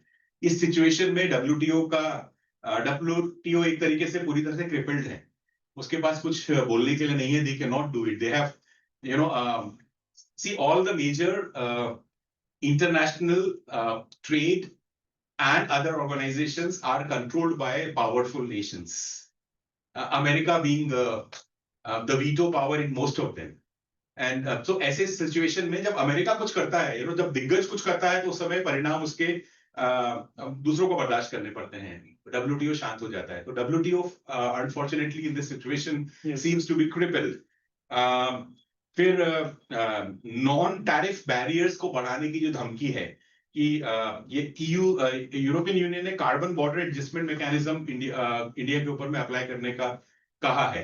कार्बन बॉर्डर एडजस्टमेंट मैकेनिज्म के बारे में थोड़ा सा आपको बताना चाहूंगा कि जो country carbon credit, carbon tax नहीं दे रही है, मतलब डैमेजिंग टू द एनवायरनमेंट का टैक्स नहीं दे रही है, उस कंट्री से जब आप माल खरीदेंगे, ईयू जब माल खरीदेगा उनसे, तो उस पर एडिशनल सेस लगाएगा, टैक्स लगाएगा। चूंकि आपने एनवायरनमेंट को डैमेज किया है तो उसको रेक्टिफाई करने के लिए एडिशनल टैक्स चाहिए जो हम आपसे कलेक्ट करेंगे। So India is one of those countries where EU is planning a CBAM, carbon border adjustment mechanism. So these are non-tariff items, but they are going to affect us badly. And then domestic structural gaps, over reliance on few markets, a few markets and products in logistics and infrastructure cost. हम लोग इसके बारे में बात करेंगे. पहले कुछ और चीजों पे आ जाएं पहले. So this is a graphic version of what I've just explained to you. हाँ, अब हम बात करते हैं कि हम बार बार जो कह रहे हैं कि मैन्युफैक्चरिंग में इंडिया ने अपने आप को आगे बढ़ाना चाहिए और मैन्युफैक्चरिंग में इंडिया ने मैन्युफैक्चरिंग कैपेबिलिटी बढ़ानी चाहिए. हमको डोमेस्टिक कंजम्पशन हमारा बहुत बड़ा है, उसका इस्तेमाल कर सकते हैं. We can move to other countries. ये जो स्टेट मेरे सामने है, this has been the state since 1991. The manufacturing base has been shrinking. We are sitting in the most respected and credible and reputable industry organization in the Central India region. और यहाँ पर आके मैं दर्द से बात कह रहा हूँ कि manufacturing base has been shrinking. धीरे धीरे कम होते चले जा रहा है. There are two reasons for that. One good, one bad. Good reason is that we are moving towards services. Services में value addition ज्यादा होता है. Second bad reason is lot of people are moving back to agriculture. Lot of population जो demonetization, हमने शुरुआत में कुछ आपस में बात की थी यहाँ आने से पहले. Demonetization, COVID और ऐसे ऐसे वक्त में जब भी कुछ disruption हुआ, people have moved to the farms and are working as disguised labor, जो कि काम कर रहे हैं. तो खेतों में बहुत आयरॉनिकल है कि हमारे फार्म प्रोडक्टिविटी कम हुई है, लेकिन हमारे खेतों में काम करने वालों की संख्या बढ़ी है. बहुत आयरॉनिकल है हमारे देश में, क्योंकि industry has not been able to absorb the rising population. Industry में जॉब क्रिएशन उस हिसाब से नहीं हो रहे हैं. तो इंडस्ट्री का ये ग्राफ सामने है. ये स्टैटिस्टिक्स जो है, ये मैंने centre for monitoring Indian economy से लिया है, मेरा नहीं है अपना. इसमें you can see that the industries base has been the contribution of industry into the Indian economy has been going down. तो हम इस सिचुएशन में जब हम बात करते हैं कि इंडस्ट्री में और लोगों को एम्प्लॉय करके इंडस्ट्री को बढ़ाएंगे, तो हमको पहले उतना बेस चाहिए, हमको उतना डिमांड चाहिए, उतना कंजम्पशन चाहिए, उतना जॉब क्रिएशन अगर नहीं होगा इंडस्ट्री में, तो इंडस्ट्री में आने का कोई चांस ही नहीं है. So I think this has been a mirage that we are facing. और हमारी productive labour force has moved into agriculture where the productivity is low. 3% 4% productivity में ही हम सीमित है. वहां पे GDP rate of growth in agriculture 3 to 4%, उससे ज्यादा होती नहीं है. मैन्युफैक्चरिंग में 10, 12, 15% तक चले जाती है. सर्विस इंडस्ट्री में 20-29% तक होती है. So we are into low productive segment of the pie chart. अब ये थोड़ी सी बात में और अब कुछ हमें खटकने की बात मैं करते चलूंगा कि वी आर टॉकिंग ऑफ आत्मनिर्भरता. We are talking of aerospace engineering to semiconductor chips to energy independence in oil and gas to building defense equipment, so that India does not remain the world's second largest arms importer and so on. Commendable है, अगर हम पैसा खर्च कर रहे हैं और बाहर से मंगा रहे हैं और हमारे यहाँ बनेगा तो बहुत अच्छी बात है, उसमें कोई शक नहीं है. लेकिन कितना रिसर्च एंड डेवलपमेंट हमारे देश में हो रहा है? This is a big question mark. मैं उस बात ये जवाब में आप सोचेंगे कि मैं एक्सपोर्ट के मुद्दे से भटक गया हूं और मैं किसी और मुद्दे पर आ गया हूं. They are all relevant. मैं ये बात इसलिए कर रहा हूं यहाँ पे कि जब भी हम करते हैं ये बात के 91 का मौका फिर से आ गया है देश को फिर से आत्मनिर्भर बनाने का और रिफॉर्म लाने का, तो मैं बताता हूं कि हम लोग कहाँ स्टैंड कर रहे हैं. Let's first evaluate the situation, where do we stand. तो हमारा R&D का एक्सपेंडिचर ऑलमोस्ट नियर जीरो है. स्टैटिस्टिक्स आप देखेंगे तो India's R&D expenditure is 0.64% of our GDP. China 2.4% with very high GDP. America 3.47 with still higher GDP. And Israel 5.71%. So हम बहुत कम contribution research and development. जब हम बोलते हैं ना हमारे बच्चे बाहर चले जाते हैं पढ़ के और उसके बाद में अमेरिकन इकोनॉमी में रिसर्च करते हैं और अमेरिका का फायदा कर देते हैं, क्योंकि we have not created that infrastructure here. हमारे पास में है नहीं, फैसिलिटीज नहीं है, फंड्स नहीं है. We do not give the R&D the kind of importance that we need to be giving to it. तो इसलिए हमारे पास में अच्छा, अब ये बात होती है पब्लिक सेक्टर की, गवर्नमेंट की. प्राइवेट सेक्टर की भी बात मैं कर लेता हूँ, लगे हाथों थोड़ा कड़वा लगेगा हमें, लेकिन private sectors contribution is 36% in the total R&D expenditure. R&D expenditure का 36% प्राइवेट सेक्टर का है. China 77%, America 75%. तो हम समझ सकते हैं कि हम कहाँ पे खड़े हैं। परसेंटेज आर डिसेप्टिव, क्योंकि ग्रॉस फिगर भी बहुत बड़ा है, साइज ऑफ केक तो इतना सा है हमारा, उनके पास बहुत बड़ा केक है, उसका वो परसेंटेज है। तो इसलिए ये स्टैटिस्टिक्स भी हमें तकलीफ दे रहे हैं। लेकिन अगर आप उसमें जाएंगे कि बियॉन्ड द स्टैटिस्टिक्स देखेंगे तो उसका इम्पैक्ट बहुत बहुत बड़ा है हमारे पास। हम we are not spending any money on research and development. दूसरा इसको मैं स्किप कर लेता हूं कि हाँ, ये थोड़ा सा मैंने इस बारे में कहा था कि if you want more people to take on research as a career path, it would mean overhauling both school and college education system. Side topic है लेकिन हमको सोचना पड़ेगा इसके बारे में। ensure that good research talent continues to stay in the country after the higher education or they come back. China ने बहुत लोगों को वापस बुलाया, चाइना में कंट्रीब्यूट किया उन लोगों ने रिसर्च एंड डेवलपमेंट में अपनी कंट्री में। We are people have not done that. हमारे पास टैलेंट वापस नहीं आता। If Indian companies are to be incentivised to make investment in high tech area, government will have to play a very serious role. अगर मुझे as a private enterprise research and development में खर्च करना है तो गवर्नमेंट ने मुझे बहुत बड़ी हैंड होल्डिंग करनी होगी, तभी जाके ऐसे होगा। देन एक क्वेश्चन मार्क आता है कई बार हमारे ब्यूरोक्रेट्स पे। मैं तो बहुत ज्यादा बोल्ड स्टेटमेंट यहाँ लिखी है, R generalist bureaucrats who pass one exam in their 20s and are employed for life, do they have intellectual wherewithal to take on the responsibility like that? ये एक बहुत बड़ा प्रश्न आ जाता है। सोचने की बात है ना, आपने 20-25 में आपने फर्स्ट रैंक लेकर आईएएस पास कर लिया, लेकिन आप 60 साल की एज में आप पूरे देश को चला रहे हैं, as becoming the secretary or becoming the the secretary to the government of to the prime minister perhaps, और आप सारे decisions आप ले रहे हैं, तो are you updating yourself, are you in tune with the times? ये हमको बहुत कुछ सोचना होगा इस बारे में। और फिर हमारे मिनिस्टर्स, मैं बोलूंगा नहीं उसके बारे में। Let's move further. मैं R&D की बात कर रहा था और मैं ये बात कर रहा था कि where we are losing, एक छोटी सी बात आपके सामने रखना चाहता हूँ। China has made DeepSeek. China has done lots of things. China has made DeepSeek at a fraction of a cost to that of America. हमने क्यों नहीं बनाया? सवाल ये उठता है, हमारे पास पैसे नहीं है। TCS, Infosys, HCL, Tech Mahindra and Wipro, they are sitting on 3.64 lakh crore rupees of cash reserve. फिर क्यों नहीं बनाया हमने? Because we are complacent. हम लोग के पास जो काम, हम लो एंड काम कर रहे हैं अमेरिका के लिए, पूरी दुनिया के लिए, and we are happy, we are getting good money, काम हो रहा है हमारा। लेकिन अब AI का डिस्ट्रप्शन से क्या होगा? हमने क्या रिसर्च एंड डेवलपमेंट किया? Have we ever created one WhatsApp, one Facebook, one Snapchat, one Instagram in India, one DeepSeek in India, one AI, basic AI infrastructure in India? We have not done that. So हमारी कंपनियों को भी सोचना होगा, हमारे corporates को भी सोचना होगा कि हम इतना बड़ा कैश रिजर्व लेके, ये तो यहाँ पे तो पैसे की कमी भी नहीं है, पैसा है, but we are happy with what we are doing. So मुझे लगता है कि थोड़ा झंझोड़ना होगा हमको, भाई बाहर निकलो इसमें से, आपको करना है, तब जाके बात आ गई। अब मैं बात करता हूँ कि ये बहुत लोग पूछते हैं कि इंडिया तो बहुत अच्छा मित्र है अमेरिका का, no doubt about that. China America का मित्र बिल्कुल नहीं है, no doubt about that. Still China के ऊपर में टैरिफ नहीं है, इंडिया के ऊपर में टैरिफ है। ऐसा क्यों हो रहा है? तो ये this is nothing to do, this is इसके पीछे बहुत सारी बातें हैं जो जिनकी वजह से हो रहा है। तो मैं कुछ चीजें आपके सामने रख रहा हूँ। इंडिया का जो एक्सपोर्ट है अमेरिका को 3.3 से 2.7% ऑफ द यूएस इंपोर्ट है, जैसा मैंने कहा पहले। चाइना का इंपोर्ट बहुत बड़ा है, चाइना से बहुत बड़ा इंपोर्ट करता है US. US will be disrupted completely if China stops supplying to the US. China, US can not afford to disrupt China, number one. बहुत बड़ा मैन्युफैक्चरिंग सप्लाई उसके पास से आ रहा है।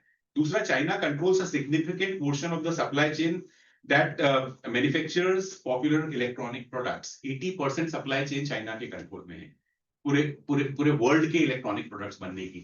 तो चाइना के साथ में डिसरप्शन पॉसिबल नहीं है अमेरिका को हैंडल करना।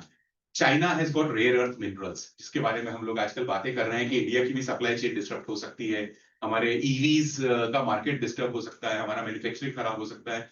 America can not afford to not import rare earth mineral from China. India has got a huge supply of rare earth mineral. We have not created capability of manufacturing it. हमारे पास उसको वक्त है, उसको बनाने को बहुत समय लगेगा हमें। So हमारे पास में नहीं है। China has been thinking way in advance. उनके पास में, they are monopolizing now. They can charge any amount on that the world has to buy. हमारी, अगर अगले महीने हमारे पास में rare earth mineral नहीं मिलेगा तो बजाज एंड महिंद्रा एंड टाटास का प्रोडक्शन रुक जाएगा। चलेगा नहीं इतना, और इसके अलावा और सारी इंडस्ट्रीज है जहां पे जरूरत पड़ती है. So China has been able to dominate the scene because of the leverage that it is enjoying. उसको बहुत सारा, एंड देन सबसे बड़ी बात जिसके बारे में शायद हमने सोचा नहीं है, China holds $750 billion worth of US treasury bills. America China को बिका हुआ है पूरी तरह से. Everything that China, American economy में जितना भी अमेरिकन ट्रेजरी पूरा का पूरा चाइना खरीद के बैठा है. So what China has done it, I tell you, over a period of time, when China started opening about 20-25 years back, जो मैन्युफैक्चरिंग हो रही थी, जो एक्सपोर्ट हो रहा था अमेरिका को, most of the money has been retained in America in terms of buying the treasury bonds and investing in the American companies. Coca-Cola, Cadbury, all the American companies that you can think of. Sorry, Cadbury may not be American, perhaps a Swiss company है शायद मुझे लगता है. So in all the American companies that you can think of, China has been investing heavily. The Chinese individual investors and Chinese corporations have been investing in these companies, and Chinese people have been buying properties in the US. घर flat खरीदते हैं San Francisco में, ताला लगा के घर चले जाते हैं, अपनी इन्वेस्टमेंट हो गई वहां पे, पड़े रहती है. And Chinese government and Chinese corporates have been buying US treasury bonds by billions. तो इतना बड़ा यूएस ट्रेजरी बॉन्ड्स चाइना के हाथ में कि आप समझ सकते हैं कि मनी लेंडर वर्सेस बोरोवर का जो सिचुएशन है, अगर चाइना परेशान करना चाहे तो अमेरिका को बहुत परेशान कर सकता है, बहुत ताकत है उसके पास में. So China, India does not have any of those leverages unfortunately. मैं किसी को भी ब्लेम नहीं कर रहा हूं, बट सिचुएशन बता रहा हूं आपको कि हमारे पास में इस किस्म का लेवरेज नहीं है. ना हमारे पास में रेयर अर्थ मिनरल है, ना हमारे पास में अमेरिकन इकोनॉमी को कंट्रोल करने के लिए पैसा है, ना उतना बड़ा मैन्युफैक्चरिंग हब है. That is the reason why America को चाइना से दबना पड़ रहा है. That the reason why India से दबना नहीं पड़ रहा है. बहुत सिंपल है, यहाँ पे बहुत सिंपल इक्वेशन जो दिखाई दे रही है आपको. आपको मालूम है हमारी पब्लिक मेमोरी इतनी शॉर्ट होती है. जब टैरिफ के बारे में बात की जाने लगी थी तो हम लोगों ने ऑलरेडी बहुत सारा टैरिफ घटाया है as a part of the negotiation process. शायद हमारे ब्यूरोक्रेट्स ने उस टाइम पर ये सोचा कि मैटर को प्रोलोंग करने के लिए थोड़ा थोड़ा टैरिफ कुछ कुछ चीजों पे घटाते रहो, ऐसा हुआ होगा शायद. और may be it was a part of the backdoor negotiation, ऐसा कुछ हुआ होगा. तो उसमें टैरिफ हमने घटाया है. Woodborne is what that American alcohol, उस पे हमने 50% कर दिया. ईवीज पे 110 से करके 15% कर दिया. लग्जरी कार को 150 से 70% किया. मोटरसाइकिल्स हार्ले डेविडसन 50 से 30% किया. वो भी हाई एंड वालों पे किया सिर्फ. फिश फीड, ये सब चीजों के ऊपर में हमने काफी सारा टैरिफ ऑलरेडी घटाया है. उस घटाने के बाद में भी लेकिन अमेरिका बल्ज नहीं हुआ. ऑन द अदर एंड उसके बाद में ये एक्सेप्टेंस, ये सब करा लेने के बाद में इंडिया से उसके बाद में और डिमांड करना चालू किया कि हमें. सो ये नेगोशिएशन प्रोसेस जो है मुझे लगता है बहुत ही कॉम्प्लेक्स अफेयर है इस समय. मतलब शायद एक until we reach the final stage of settlement between the two countries, क्या क्या होगा मालूम नहीं है. America would keep flexing its muscle. India will also have to find ways in which it can negotiate with America. और तब जाके कहाँ पे सेटल होगा मालूम नहीं. As on today तो हम लोग 50% 64 टैरिफ में बैठे हुए हैं, which is not only detrimental, which is colossal and which is like fatal for our economy. अब अमेरिका के नेगोशिएशन टेबल की मैं बात करता हूँ यहाँ पे कि what does America want from India? Does it want India to stop importing oil from Russia? मैं आपको बताता हूँ कि रशिया से अमेरिका भी इंपोर्ट करता है, रशिया से चाइना इंपोर्ट करता है बहुत सारा. इंडिया अमेरिका से भी ऑयल इंपोर्ट करता है. And over a period of time, जिस समय जब वॉर हुआ था ना यूक्रेन का, उस वक्त में बहुत डिफरेंस था प्राइस में, क्योंकि there was a kind of boycott of Russia by many countries. तो उस समय रशियन ऑयल बहुत सस्ता मिल रहा था. इंडिया ने खरीदा, उस समय एडवांटेज मिले. ये बात अलग है कि हम कंज्यूमर तक नहीं पहुंचा, ऑयल कंपनीज को फायदा मिला, प्राइवेट एंड पब्लिक बोथ. लेकिन उस समय फायदा मिल रहा था. अब धीरे धीरे गैप नैरो होती जा रही है. उतनी ज्यादा गैप भी नहीं है. रशियन ऑयल खरीदने का हमें बहुत बड़ा एडवांटेज भी अब नहीं मिल रहा है. तो अगर ये नेगोशिएशन टेबल की एक ही बात होती तो हम छोड़ भी देते हैं उसको शायद. लेकिन इसके अलावा भी कुछ और बातें हैं जिसके वजह से परेशानी है. US is demanding the complete opening up of the agriculture and dairy sectors for the US firms in India. इसके परिणाम क्या होंगे? इसके परिणाम है कि चीज और butter and milk products and other things जो है वो हमारी इंडस्ट्री से सस्ती हमको वहां से मिलेगी. Which is going to be, जिसका इम्पैक्ट बहुत ज्यादा है। हम कोऑपरेटिव सेगमेंट सेक्टर में हमारा डेयरी इंडस्ट्री पूरा का पूरा नीचे तक के आदमी तक जाती है। इसका impact, public impact, political impact और नीचे के लोगों का इम्पैक्ट बहुत खतरनाक हो सकता है कि अगर हम डेयरी इंडस्ट्री को ओपन कर देते हैं पूरी तरह से, so we may not have resources to handle cheaper import from, so protectionism की पॉलिसी यहाँ पर आ रही है, so which India is rightfully worried about, क्योंकि अगर वो आता है तो हमें हमारी डेयरी इंडस्ट्री खत्म होने के चांस हो गए, जो कि बहुत we are proud of Amul as one of the largest dairy producer in the world, producers in the world, तो उसमें हमें हमारी इंडस्ट्री को खतरा भी होता है। तो अभी ये प्रोटेक्शनिज्म की बात यहाँ पर आ रही है, जिसका डर अमेरिका चाहता है कि India should open it up to the for in terms of dairy and agriculture. Agriculture America से जब आता है तो primarily dry fruits and nuts वो आते हैं, वो इंडस्ट्री हमारी खत्म होती है। मैंने आगे कहीं पे लिखा है कि almonds could be one of the things that India can give up in the process of negotiation, की ठीक है बादाम का इंपोर्ट चलेगा हमें। आज भी हमारे पास में कैलिफोर्निया के आमंड्स ही हम खरीद रहे हैं, और जो कि जिसकी वजह से लोकल आमंड्स बहुत महंगे हैं, उसके हिसाब से वो बहुत सस्ते हैं, लेकिन ये आता है तो मूंगफली के रेट में हमको बादाम मिल जाएगा, तो जो हमारे पास में शायद उतना नहीं है हमारे पास में। So I think that could be one of those negotiation points that India could use, but dairy could be a disastrous thing for the small farmers. और जैसा मैंने कहा कि labour employed in agriculture has gone up over a period of time, ये statistics है सामने आपके, 42.5% था 18-19 में, 23-24 में 46% है। So and percentage with an increase population base, आप इसको समझ के चलें। So we are more and more people in terms of number as well as in terms of percentage have moved to agriculture. तो एग्रीकल्चर को हाथ लगाना उतना आसान पॉलिटिकल डिसीजन के हिसाब से भी उतना आसान नहीं होगा, और गरीब आदमी को टच करने वाली बात आती है उसमें। सो एग्रीकल्चर परहैप्स अमेरिका का मेन जो जहां पे जो झगड़ा चल रहा है नेगोशिएशन में, वो एग्रीकल्चर का है, एग्रीकल्चर एंड डेयरी का है, जो हमारे लिए बहुत मुश्किल है। बिहार में इलेक्शंस हैं आगे, उसके अलावा भी इलेक्शंस ना भी होते तो भी, तो अब आप ये सोचें, अब ये बात आती है जो कि शायद आपको कोई नहीं बोलेगा, कि इंडस्ट्री के डेट्रीमेंट किया जाए या फिर डेयरी एंड एग्रीकल्चर को किया जाए, तो पॉलिटिकल डिसीजन करेक्ट क्या होगा? बहुत आसान है, इंडस्ट्री विल सफर, क्योंकि अगर आप नेगोशिएशन में ये दो चीजें हैं कि एक तरफ उसका घर एक तरफ महकदा है, तो फिर उसमें तो आपको यानी एक तरफ खेती है और एक तरफ जिसमें कि हजारों लोग एम्प्लॉयड हैं, दूसरी तरफ इंडस्ट्री है जिसका परसेप्शन एलीट वाला है, भले ही उसमें गरीब लोग बहुत काम करते हैं लेकिन परसेप्शन एलीट वाला है। सफर इंडस्ट्री होगी उसमें, खेती को बचाया जाएगा, तो which could be politically right decision. मैं ये नहीं कह रहा हूं कि गलत है, लेकिन ऐसे डायलेमा में होने वाला यही है कि इंडस्ट्री को आसानी से बेनिफिट मिलने के चांसेस कम हो जाते हैं। 17% एक्सपोर्ट ग्लोबल लेवल पे, लाइक मैक्रो लेवल पे इंडियन इकोनॉमी के लिए उतना खतरनाक नहीं है, उन इंडस्ट्री के लिए बहुत खतरनाक है जो इंडस्ट्री उसमें काम कर रही थी। सो कैपिटलिज्म की जो प्रोसेस होती है ना, we call it creative destruction, कुछ लोग आगे बढ़ते हैं, कुछ लोग खत्म हो जाते हैं। तो ये पॉसिबिलिटी हो सकती है कि कुछ इंडस्ट्री अगर वो अपने आप को रीइन्वेंट नहीं करेंगे, वो अपने आप को इंप्रूव नहीं करेंगे, वो नए मार्केट को नहीं ढूंढेंगे, नई मेथोडोलॉजी नहीं ढूंढेंगे, तो वो खत्म हो जाएगी। ओवरऑल इकोनॉमी में उतना इंपैक्ट शायद नहीं आएगा, आएगा जरूर लेकिन उतना बड़ा नहीं आएगा जितना एग्रीकल्चर से आया होता था।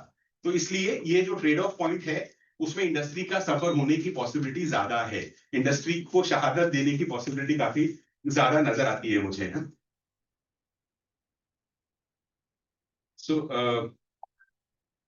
सो यूएस डिमांड्स, खेती में वो क्या चाह रहा है इंडिया से? It demands greater export of मेज, सोयाबीन, कॉटन एंड कॉर्न। ये चीज चाहता है कि इंडिया खरीदे वहां से। तो हमारे अब मेज भी किसान उगाता है, छोटा किसान उगाता है, सोयाबीन भी छोटा किसान उगाता है, कॉटन भी और कॉर्न भी, हमारी इंडस्ट्री को सफर होता है। तो हमको यहाँ पर परेशानी तो दिख रही है सामने, लेकिन अमेरिका के डबल स्टैंडर्ड की जो बात मैंने शुरू में की थी कि कुछ चीजों में 200% ड्यूटी लगाता है, America has very tightly protected its own agricultural sector. आपको मालूम है अमेरिका में खेती में सब्सिडी कितनी दी जाती है? हम जब बात करते हैं ना किसानों की सब्सिडी की, कि हमारे किसान को सब्सिडाइज फर्टिलाइजर दिए गए और डायरेक्ट कैश ट्रांसफर दिया गया, which amounts to 50, 20, 30% of his cost of living, या एमएसपी की बात करते हैं, एमएसपी में हमने उसको जितना उसने कॉस्ट ऑफ इनपुट था उससे ज्यादा उसको दे दिया गवर्नमेंट ने। American subsidy is more than 100%, जितना इनपुट कॉस्ट आता है उससे ज्यादा उसको दिया जाता है। because America does not want to rely on outsiders for agro products. रोटी के लिए बाहर वाले पे निर्भर नहीं रहना है. They do not buy agro products from other country. They want to have it in their. California has become the hub. यहाँ पे 110% ड्यूटी, 110% सब्सिडी मिलती है आपको. आप जितना इनपुट लगा रहे हो उससे ज्यादा पैसा आपको दिया जाता है कि आप खेती में रहें, खेती को सस्टेन करें, और 200% prohibitive custom duty on the imported goods. So America ने अपनी इंडस्ट्री को बहुत स्मार्टली बचा रखा है. जब भी WTO में बात होती है टैरिफ कम करने की, तो अमेरिका कह देता है खेती पे हम बात नहीं करेंगे. We will not talk about agriculture because we want to protect our domestic agriculture. So ये डबल स्टैंडर्ड दिखते हैं यहाँ पर, जिनकी वजह से परेशानियां आती हैं. America is very smart in terms of conserving it's oil, conserving it's agriculture, food products. इनके लिए वो कुछ भी करने को तैयार होता है. So this is where. तो अगर हम एग्रीकल्चर को का लीवे दे देते हैं अमेरिका को, तो हमारा MSP का खेल खत्म हो जाता है, हमारा किसान की सब्सिडी का खेल खत्म हो जाता है, हमारे किसान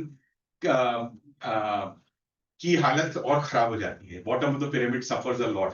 सो इसलिए ये होना पॉसिबल नहीं है. खेती पर हम ज्यादा नेगोशिएट नहीं कर पाएंगे अमेरिका से, तो हमको इंडस्ट्री पर ही नेगोशिएट करना होगा. सो ये this is the pros and cons of US India.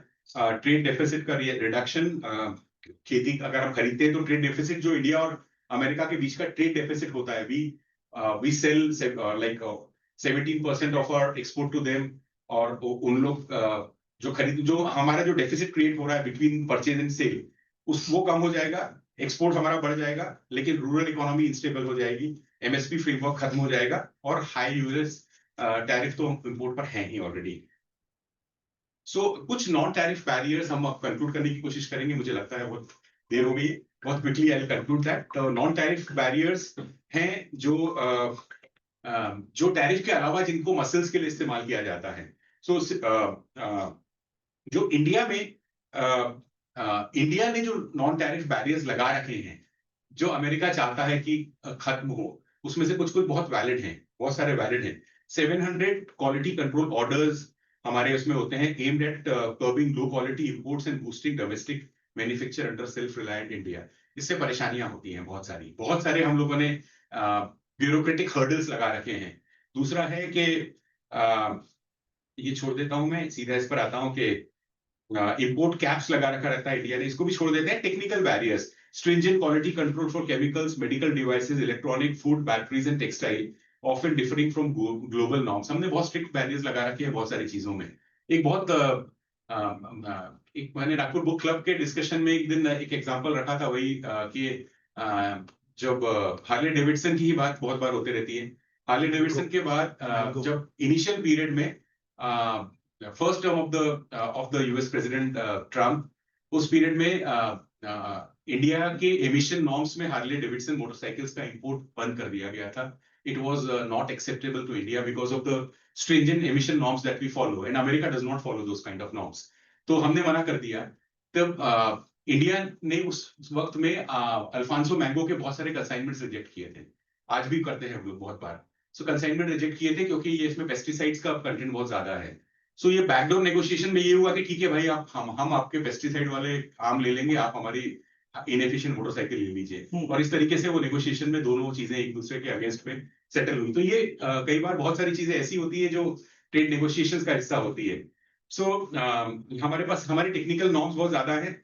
And then हमारे डेयरी रिस्ट्रिक्शंस है. Certificate is needed that dairies from animal not fed with meat and animal based feed, जो religious sensitivity है हमारे देश की, तो उसका सर्टिफिकेट देना होता है. अमेरिका में ऐसा पॉसिबल नहीं होता सर्टिफिकेट देना उनके लिए, तो इसलिए ये भी रिस्ट्रिक्शंस हमारे पास में. So these are non tariff restrictions which restricts India and that restricts export to India by this country.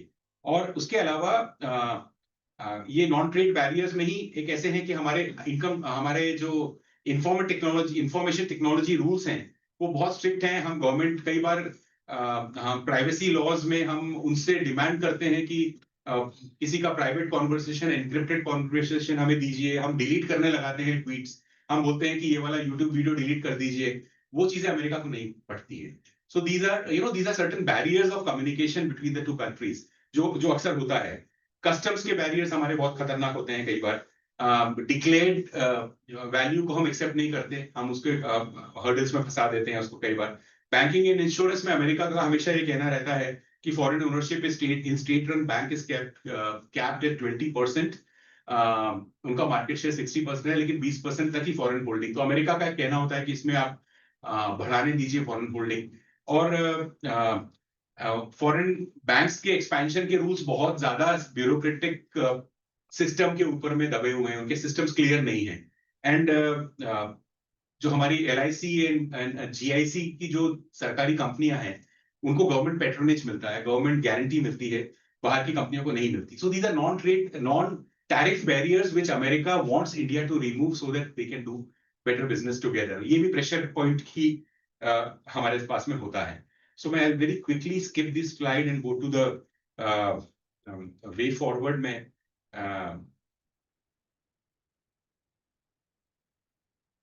So strategies for India trade क्या होगा? हमको नंबर 1 है, we have to diversify supply chain beyond China. आपको China +1 आपको मालूम है ना क्या होता है? China +1 is lots of countries in the world when they buy things from China, they also keep one alternative source available, क्योंकि उनको मालूम है चाइना उतना रिलायबल पार्टनर नहीं होगा because of the political reasons. तो वो इंडिया को अपनी बुक्स में इसलिए रखा जाता है कई बार कि चाइना प्लस की वजह से, कि चाइना से नहीं हुआ तो इंडिया से लेंगे, एप्पल ने वहां बनाया तो फिर यहाँ भी बनाया, प्रोडक्ट्स वहां बनेंगे तो यहाँ भी बन जाएंगे, इसलिए इंडिया को कई बार फायदा मिलता है। So we have to go grow beyond China plus. And then हमको और इनिशिएटिव देखने पड़ेंगे। फ्रेंड शोरिंग इनिशिएटिव्स हैं, मैं थोड़ा क्विकली स्किप करता हूँ उसको। एंड ट्रेड पार्टनरशिप्स हमको will have to move beyond America. बहुत अगर आपको स्टैटिस्टिक्स याद है जो मैंने शुरू की स्लाइड में रखे थे, जिसमें 17% अमेरिका को है, 6% UAE को है, बाकी 3, 2, 1 आधा %। सो हमारा अगर आपका एक कस्टमर है जो आपसे 100 रुपए में से 17 रुपए की चीज खरीदता है और वो आपसे खरीदना बंद कर देता है, तो आपका बहुत बड़ा नुकसान होने वाला है। So you need to diversify beyond America now. We will have to think of diversifying. So this could be a long term 1991 moment for India. Time to मगर वो सिर्फ बोलने से कि हो जाएगा ऐसा नहीं है। Time to rethink, time to reorganise things, time to remove the bureaucratic hurdle, time to move up the chain in terms of ease of doing business. वो सब हमको करना होगा, तब जाके हम शायद ये कर सकेंगे। गवर्नमेंट का बहुत बड़ा रोल होगा, हैंड होल्डिंग की जरूरत पड़ेगी, industry will have to become proactive, तब जाके होता है। GBC reorientation, integrate into critical supply chains via different other trade agreements in different parts of the world, and multilateral leadership लेना होगा इंडिया को। Advocate for WTO reform. WTO is being controlled by a few countries. We'll have to advocate for the reforms and digital trade updates and self-reliance ultimately. India का domestic consumption की story की जब हम बात करते हैं ना, which is true, बहुत बड़ा डोमेस्टिक कंजम्पशन है हमारे पास में। So India can actually, India has survived. बहुत सिचुएशन में इंडिया इसलिए जिंदा रहा है कि डोमेस्टिक कंज्यूमर का बेस बहुत बड़ा है हमारे पास में। India can still survive on the domestic consumer base. ऐसा नहीं है कि हम एक्सपोर्ट करना बंद कर दें, लेकिन हमारे पास में सेकंड कस्टमर है बहुत बड़ा।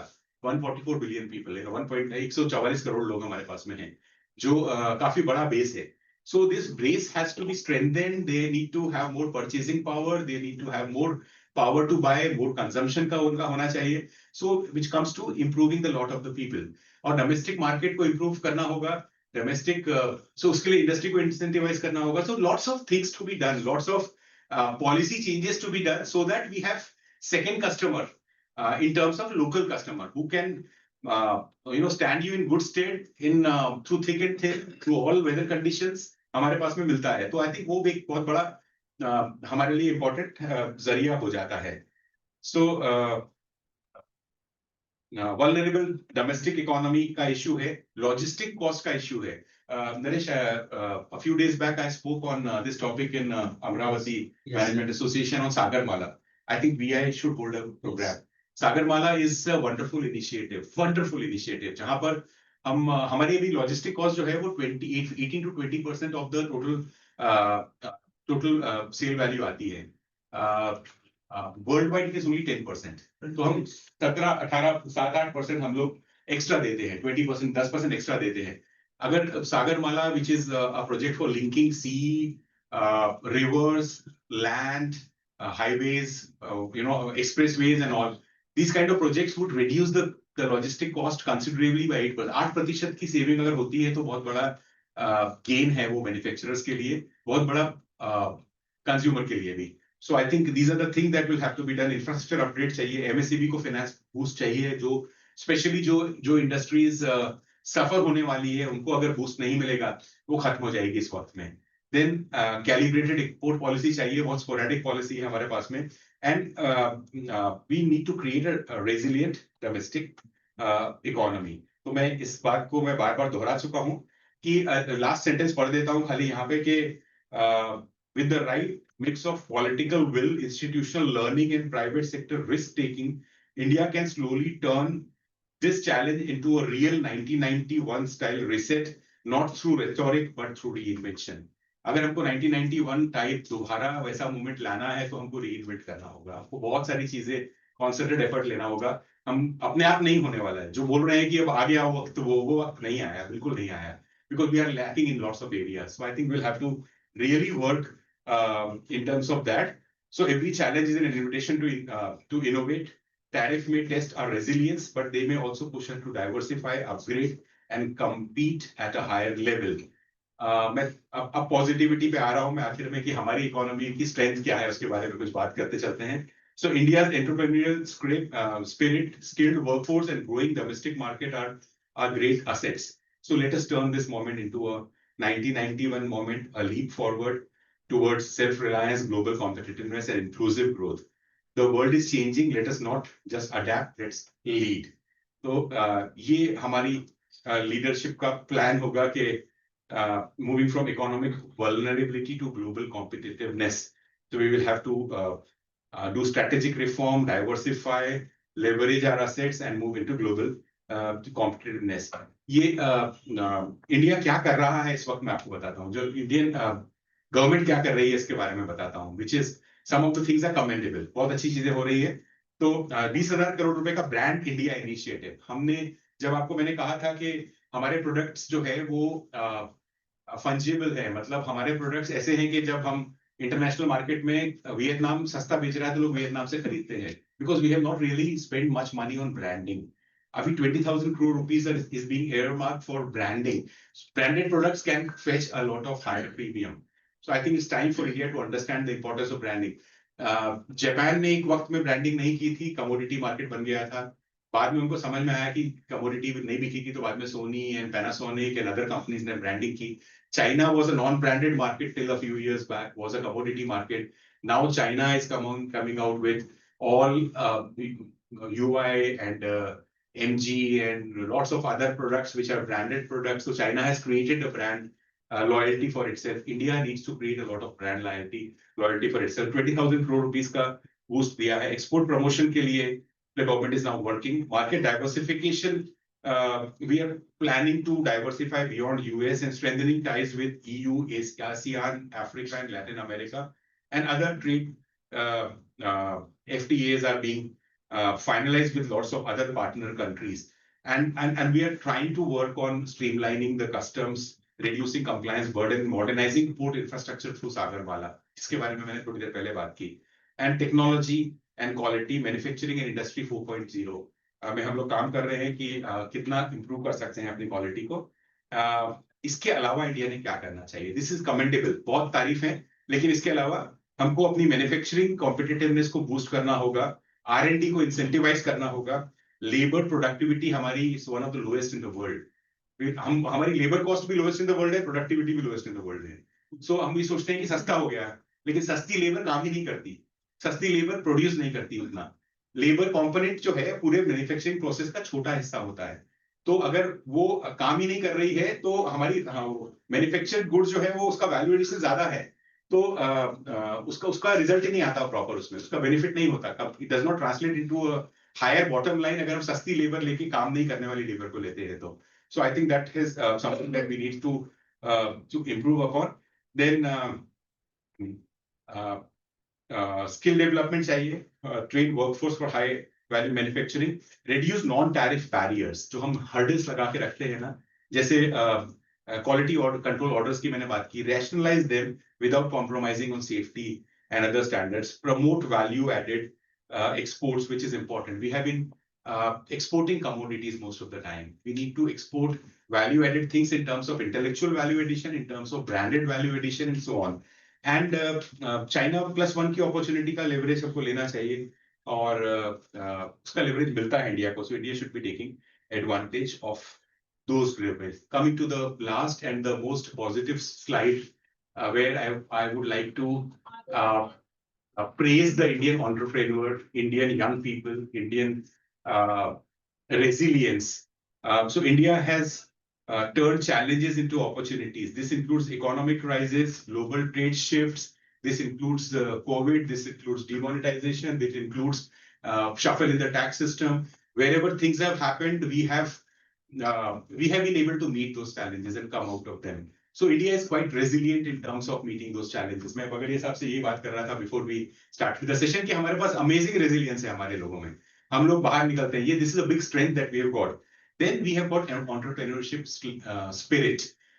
कैपिटल नहीं होता तो भी हम काम कर लेते हैं, कम कैपिटल में भी काम करते हैं, बैंक लोन नहीं देता तो भी काम करते हैं. We know how to find ways of doing things even in a situation where there is a dearth of capital. So entrepreneurship is not lacking.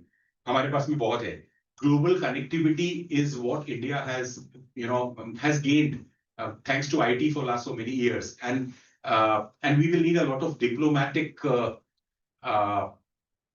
of realignment by the government and the diplomats in the country to make sure that we get aligned better with lots of other countries of the world which are potential market for us. Demographic dividend gets lost if we do not employ the people at the right age. So हमारे पास में job creation नहीं होंगे तो demographic dividend lose हो जाता है. So we still are on that part of the curve where demographic dividends is available to us. China has lost it. Japan is a senior citizen economy.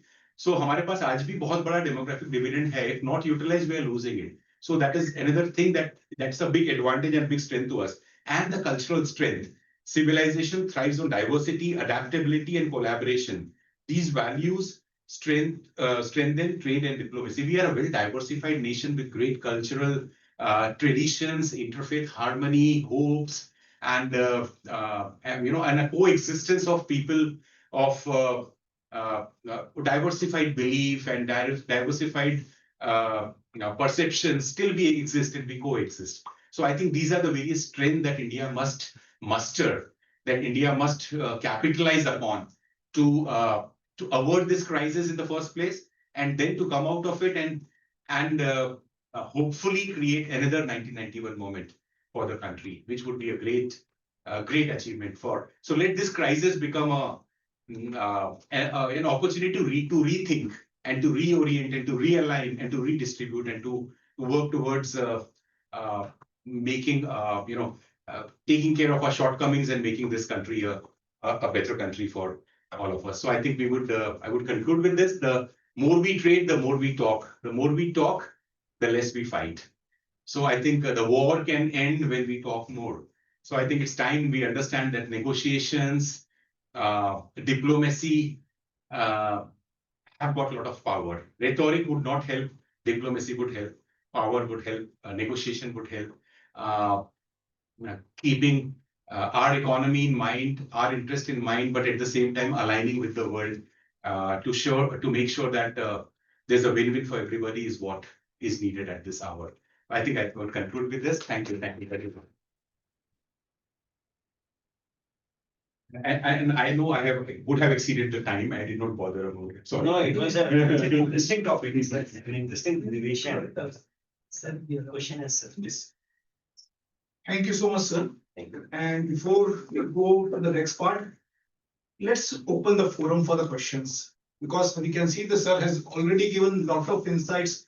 He started from the particular challenges and converted into the opportunities. Now just let's see how from your side also, okay, what are the questions which can be addressed? Is any questions from? Yeah. Two questions basically. Yeah. Like you said, it's not tariffs, it's embargo. And it's clear that Trump is singling India out for some reason.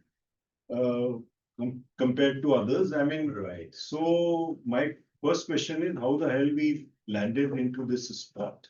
Why is he doing that? I mean, is it something personal? I mean, Trump is known for that, or something else. I mean, I don't know. Is it some kind of failure of our foreign policy or something? That's first question. The second is, could this be, like you said, the 1991 moment, and when we opened up our economy again because of certain external burdens, and it was under duress, not out of will. But we benefited from it, and at that time also many people were saying that we are doomed.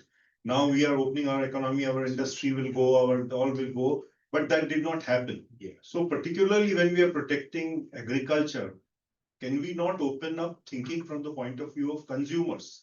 Like you said, यदि बादाम मूंगफली के rate में मिलता है तो एक rickshaw वाला भी खरीद के खाएगा. दूध यदि हमको 20 रुपए लीटर मिलता है तो consumers को एक्सेस बढ़ेगी. It could be a good thing for us. Right. Why are we thinking purely from the point of view of producers, Right. बहुत not अच्छे हैं। consumers? बहुत अच्छे हैं दोनों सवाल आलोक जी, और मैं इसको दोनों को रिप्लाई देना चाहूंगा। पहला क्वेश्चन तो वो आपके डोमेन का है, मेरे नहीं है, कि पॉलिटिकल इक्वेशंस क्या बन रही है between the two countries and the two heads of the countries, perhaps that could be a thing. But एक चीज मुझे समझ में आती है कि Trump is a tough negotiator, इसमें कोई डाउट नहीं है, and he is a micro level, मैं बहुत यूफेमिज्म यूज कर रहा हूँ, माइक्रो लेवल बिजनेसमैन है जो नेगोशिएट करने की बहुत एबिलिटी रखता है वो। So Trump might have all these things as tricks up his sleeves. कहाँ जाके ये ठहरेगा मालूम नहीं है हमें, कहाँ जाके रुकेगा मालूम नहीं, हो सकता है कि कल ये नेगोशिएशन में खत्म भी हो जाए। So but you never know, so he is playing his card close to his chest, and he is a smart guy. हम ट्रम्प को बेवकूफ, पागल बहुत कुछ बोल देते हैं हमारे देश में, कई बार हम बोल देते हैं, but no not at all. He is thinking in terms of, see, number one, America is in a deficit state, completely deficit state. America, essentially, इसमें से क्या हो रहा है पहले मैं आपको बताता हूँ। Why tariff is being increased? Then I come to India part. Why tariff is being increased is because there was no tariff, almost 1 and 2% tariff. So American exchequer was not getting anything. The consumer was benefiting. Now he is charging the consumer and transferring money to the exchequer. वो यही कर रहा है। मतलब अगर आप global tariff 15% कर देंगे 2% से, तो 13% जो है वो अमेरिकन कंज्यूमर के हाथ से निकलकर अमेरिकन गवर्नमेंट को मिल गया। This is what happens when the tariff has been increased on a equal basis to everybody. It's now, I think, $26 billion a month. Is a huge money which is coming into the coffers of the government from the consumers. उससे inflation क्यों नहीं हो रहा है, वो that's another question. I can answer that, but मुझे लगता है बहुत बड़ा हो जाएगा वो discussion. But at the moment it is not inflationary also. दो तीन रीजन बताता हूँ। एक तो बहुत सारा लोगों ने पहले खरीद रखा है, जिसकी वजह से अगले साल भर कुछ तकलीफ नहीं होने वाली। दूसरा, कार्स के प्राइसेस घट रहे हैं, तो उधर बास्केट इज इंटैक्ट, कुछ चीजें ऐसी हैं। सो अमेरिकन कंज्यूमर की कॉस्ट पर एक्सचेकर को ट्रांसफर करना was not a bad idea. They were not getting anything, तो दे वर इन अ डेफिसिट स्टेट। ये हो गया।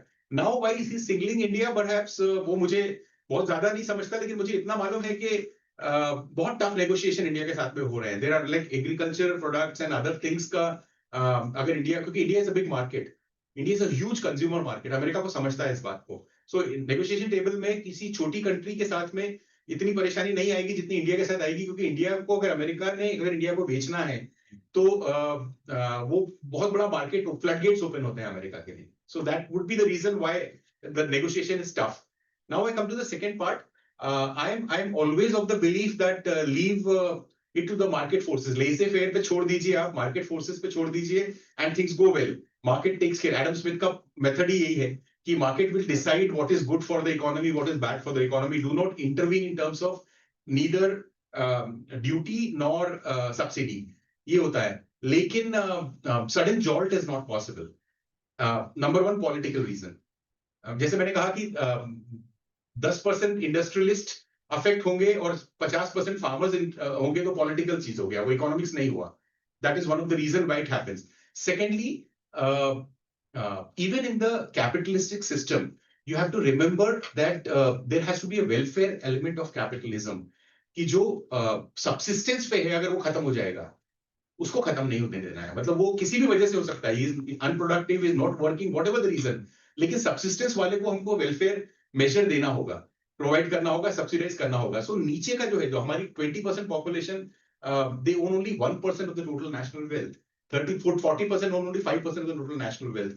तो वो जो नीचे का सेगमेंट है ना, वो बहुत प्रिकेरियस है compare to other countries of the world. बहुत गैप है, रिच एंड पुअर की gap is extremely high. We are 97 in Gini's coefficient in terms of like distribution of wealth between rich and poor. तो वो segment बहुत ज्यादा affect होगा. तो उस वजह से immediate opening the floodgates will perish these people. So I think it has to be calibrated. But in the long run, what you say is what I agree to.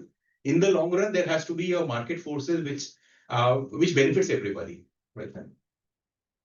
So, sir. Yeah. Actually, I wanted to come to his first questions. Yeah. Why go back to the root cause of this whole thing? I think somewhere or the other, Trump want some credits to his name, which was denied to him. He wanted to intervene in every warlike situation all across the globe. Into Ukraine, Russia, you take in India, Pakistan, you take, or the Israel and other Gaza, where he's got some substantially credited to buy some country, and where India has totally denied it. Whatever we did in Operation Sindoor is on our own. Yeah, you can complete that. Yeah. I'm saying, sir, somewhere the ego, because whatever you say about he being so smart, he being something, he thinks that he's a president of a country, which is a powerful country, and he's a powerful person. Somewhere his ego satisfaction should be done, I think, from the India side or from the head's side. मुझे लगता है कि ये rhetoric जो होते हैं ना, ये हमारे पॉपुलिस्ट नोशंस होते हैं, खाली पॉपुलिस्ट नरेशंस होते हैं. See the president of America, when he speaks, even in the kind of language that he speaking, he has been well advised by his advisers. मतलब इसलिए आप ये समझ के चलें कि वो जो बोल रहा है कैजुअली बोल रहा है, तो अनइन्फॉर्म्ड स्पीच नहीं है उसकी. It has been well advised. So egos and other things might have a effect on the rhetoric, but not on the economics and political part of it. Definitely नहीं होता. बताओ, ये एक हमारा social media perspective and public perspective बन जाता है.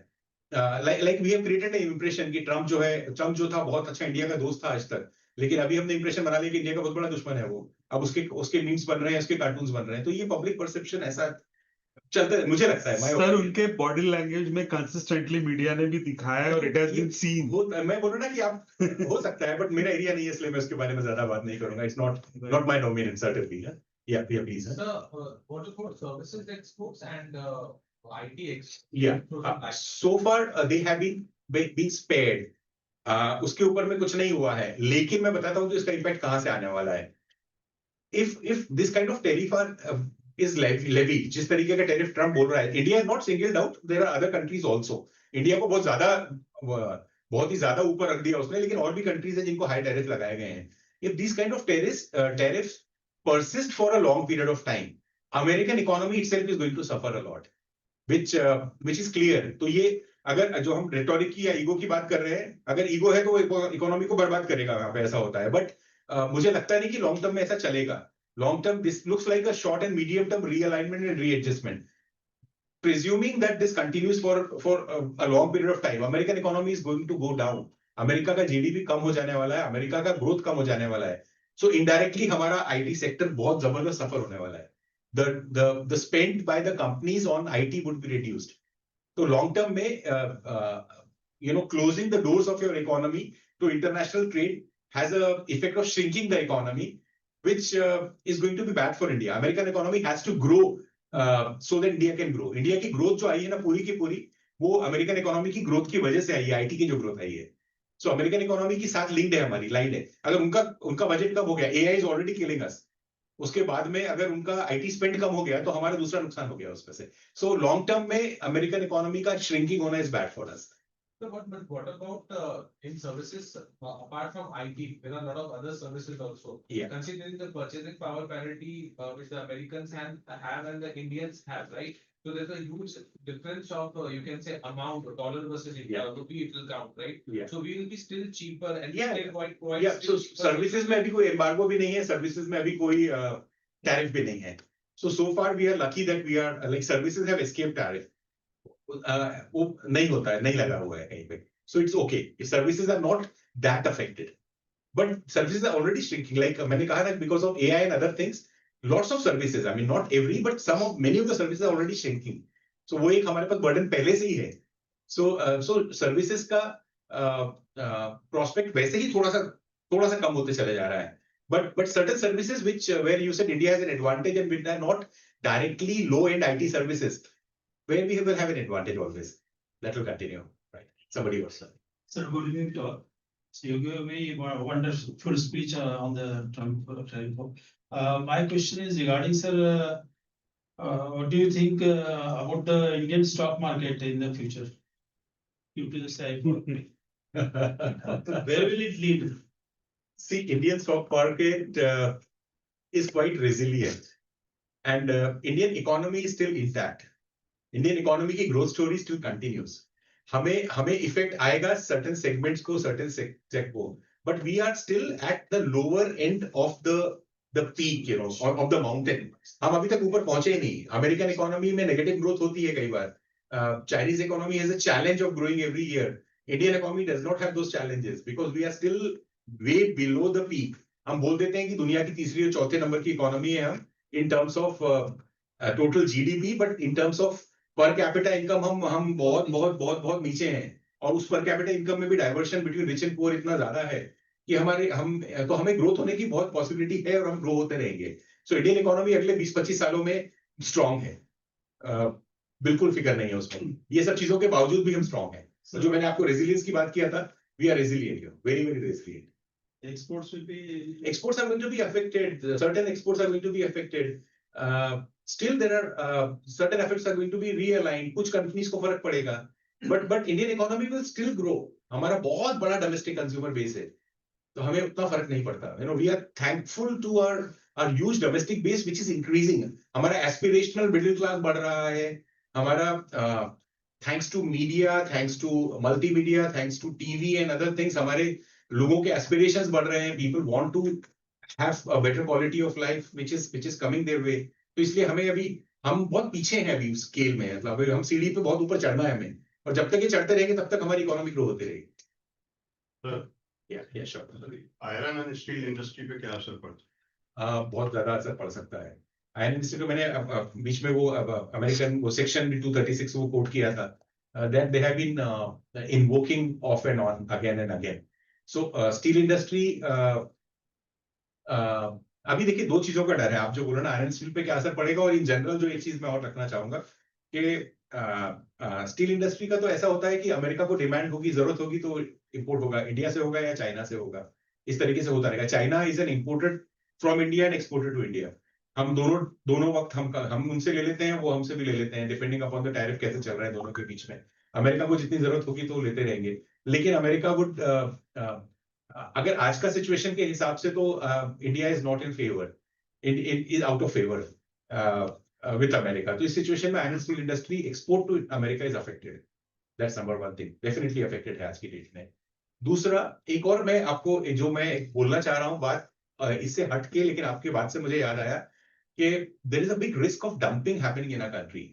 जब हमारे प्राइम मिनिस्टर अब अलग अलग कंट्रीज में जा रहे हैं, उनके साथ में रीअलाइनमेंट की बात कर रहे हैं, shaking hands with many of the new partners, उसमें डर ये है कि उन कंट्रीज का एक्सपोर्ट जो अमेरिका को नहीं हो रहा है वो इंडिया में डंप होने का चांस होगा.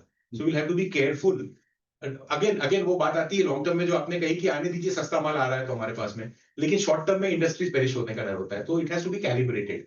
Suddenly dumping into Indian industry, Indian economy would perish lots of Indian industries. उसका रिस्क बहुत बड़ा दिख रहा है इस वक्त में, क्योंकि हमारे ट्रेड नेगोशिएशन में शायद ये बात आएगी कि इंडिया को हम सस्ता बेचते हैं प्रोडक्ट. हमारे जब ट्रेड डेफिसिट हमारा बिगड़ रहा है बिकॉज ऑफ अमेरिका, हम उसको दो तरीके होंगे. एक तो एक्सपोर्ट को किसी और कंट्री में बढ़ाएं, दूसरा तरीका ये होगा कि हमारे इंपोर्ट की कॉस्ट कम करें. हम इंपोर्ट की कॉस्ट कम करने में ये रिस्क होगा साथ में डंपिंग का. तो I think will have to be local industry will have to be careful. We may have to lobby to make sure that dumping, if it is done, is not done in order to kill the local industry. Iron steel का मामला तो थोड़ा complicated इसलिए भी होता है क्योंकि यहाँ पे दो चीजें, एक raw material, finish good. Raw material में आ गया आपका आयरन वो ऑल्सो, जो कि बहुत बड़ा रॉ मटेरियल उसको प्रोड्यूस करने की. देन पिग आयरन, ये फिनिश गुड भी है रॉ मटेरियल की. Then finish steel. Right. तो हर चीज हम कहीं ना कहीं से इम्पोर्ट भी कर रहे हैं और और उसको export भी कर रहे हैं। एक्सपोर्ट भी कर रहे हैं। तो ऐसी केस में इसका कुल जमा यानी कंपनसेट हो जाएगा या एडवर्स इफेक्ट पड़ेगा या गेन कर जाएंगे। सी अमेरिकन इकोनॉमी को आप माइनस करके चले आगे, बस सिंपल बात ये है। अभी सब अमेरिकन इकोनॉमी को माइनस करके चले, जो अमेरिका के आउट ऑफ फेवर वाले कुछ नेशंस हो गए होंगे जहां पर आयरन स्टील है, वो हमें मिलेगा शायद, इतना ही होगा, बट वो है नहीं मुझे लगता। चाइना और इंडिया ही मेजर प्लेयर्स हैं वर्ल्ड में, मुझे लगता है ऐसा है। सो आई डोंट थिंक इसमें कोई खास लेस रिड्यू मतलब माइनस कर दीजिए अमेरिका को, और बाकी सब वैसे का वैसे ही रहने वाला है। बाकी में कोई खास फर्क ऐसा लगता नहीं कि मुझे पड़ेगा। लास्ट ईयर डील जो हुई है, मेरा एक सवाल है। दिस टैरिफ फॉर क्या चीज? डील जो अपनी ट्रेड डील हुई है से फ्री, हाँ हाँ, नहीं ये तो मिटिगेट दिस नहीं, this is good. Long term में हमको ज्यादा पार्टनर्स बढ़ाने पड़ेंगे, हमको कस्टमर्स बढ़ाने पड़ेंगे, so which is good. We have to open to new markets. हमने एक मार्केट पे बहुत ज्यादा डिपेंडेंस कर दिया था, जो मार्केट ने हमें धोखा दिया, तो वो हमको डेफिनेटली बढ़ाना होगा। या हाँ, मेरा एक छोटा सा सवाल है जी जरूर। कि आपने जो कहा कि शुरुआत में जो कहा कि कुछ इंडस्ट्री शायद बंद हो जाए या उनको डाइवर्सिफाई करने की नौबत आए, उनको रीऑर्गेनाइज करना पड़े, ऐसी हालत में जो वर्किंग क्लास है, इससे पहले भी हम लोगों ने देखा है जब भी क्राइसिस आया है वो खेती की तरफ चले गए हैं। अभी कोविड में एक ताजा उदाहरण हमारे नजरों के सामने है। कोविड में लाखों लोग जो है अपने गांव लौट गए और उनमें से कई लोग गांव में रह गए, वापस ही नहीं आए। तो इस हालत में जो इंडस्ट्री से बेरोजगार पैदा होंगे, उसकी वजह से आप जो बोल रहे हैं रेजिलियंस है, मुझको इस बात पर विश्वास नहीं हो रहा है। नहीं, उसपे मैं आपको बताता हूँ क्या है। ये एक कैपिटलिज्म का इतना बड़ा डिफेक्ट है कि आप उसका फीचर समझ लीजिए इसको, जो मैं बोल रहा हूँ कि जिसको मैंने क्रिएटिव डिस्ट्रक्शन की बात की। जैसे आप समझ लीजिए कि हमारे, मैं एग्जांपल अपने सिटी का लेता हूँ। आपने एनएमसी के वर्कर्स को सुबह झाड़ू मारते हुए देखा है। सुबह वो जो झाड़ू मारते हैं, सब पूरा सफाई करते हैं। वो 50 आदमी को रिप्लेस करने के लिए एक मशीन काफी है। ठीक है, एक मशीन से 50 आदमी रिप्लेस हो सकते हैं, लेकिन रिप्लेस नहीं किया जाता क्योंकि 50 आदमी की एम्प्लॉयमेंट को लिए उनका प्रोटेस्ट, उनकी लॉबिंग, उनका बहुत कुछ चलता रहता है। लेकिन किसी ना किसी दिन वो रिप्लेस होने वाले हैं, क्योंकि टेक्नोलॉजी अगर है, आप रोकने वाले नहीं है। जिस दिन रिप्लेस होंगे वो 50 आदमी आउट ऑफ जॉब हो जाएंगे या उनके सक्सेसर नहीं आएंगे, उसके बाद में हमको एम्प्लॉयमेंट को नहीं देंगे हम लोग उनको। तो ये क्रिएटिव डिस्ट्रक्शन का मॉडल कैपिटलिज्म अनफॉर्चुनेटली में होता ही है। नई टेक्नोलॉजी आएगी, पुरानी वाली खत्म हो जाएगी। पुरानी में जो लोग रहेंगे वो या तो दूसरा एम्प्लॉयमेंट ढूंढना होगा उनको। अब ये जो 50 लोग की मैं बात कर रहा हूँ, या तो इनको ऑल्टरनेटिव एम्प्लॉयमेंट ढूंढना पड़ेगा या ये आउट ऑफ एम्प्लॉयमेंट हो जाएंगे। तो ये हमेशा होगा।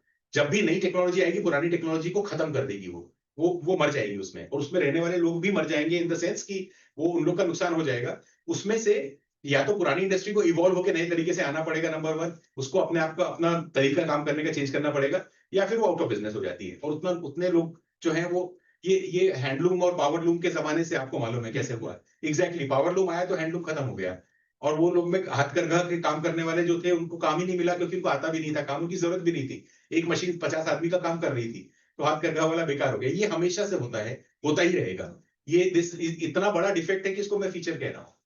This is going to happen. तो मतलब वो उसमें कुछ लोगों का नुकसान होता ही रहेगा। दैट इज नो कैपिटलिज्म में और कोई तरीका ही नहीं है।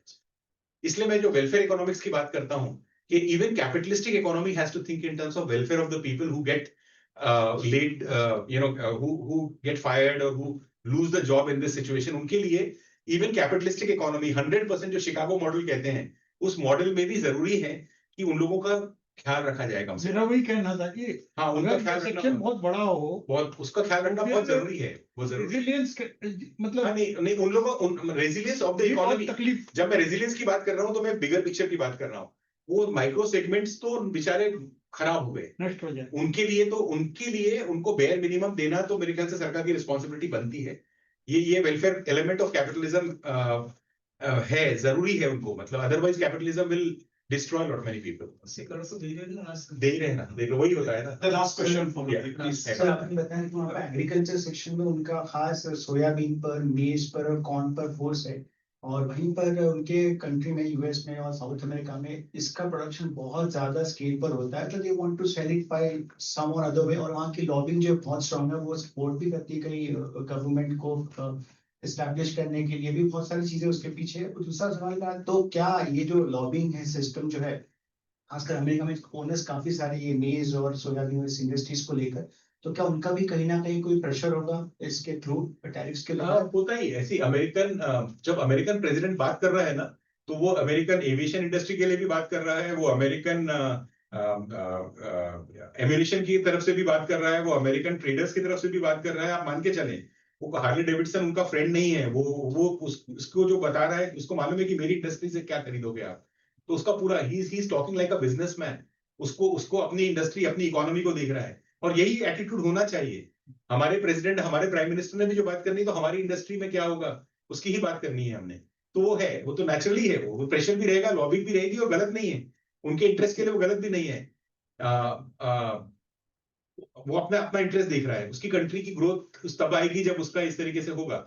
और दूसरा क्या हो रहा है कि इंडिया का और उसका जो एडवर्स ट्रेड डेफिसिट चल रहा है, उसको करेक्ट करने का एक मेथड मिल रहा है उसको, ये इस तरीके से। तो ये तो है, ये तो होगा ही हमेशा, मतलब they are looking for their interest. और वो आप बताना भूल गए सर कि और भी कुछ कंट्रीज रशिया से क्रूड ऑयल लेते हैं, पर उनके ऊपर उतना टैरिफ कितना हाँ, है? चाइना रशिया से बहुत सारा क्रूड ऑयल लेता है।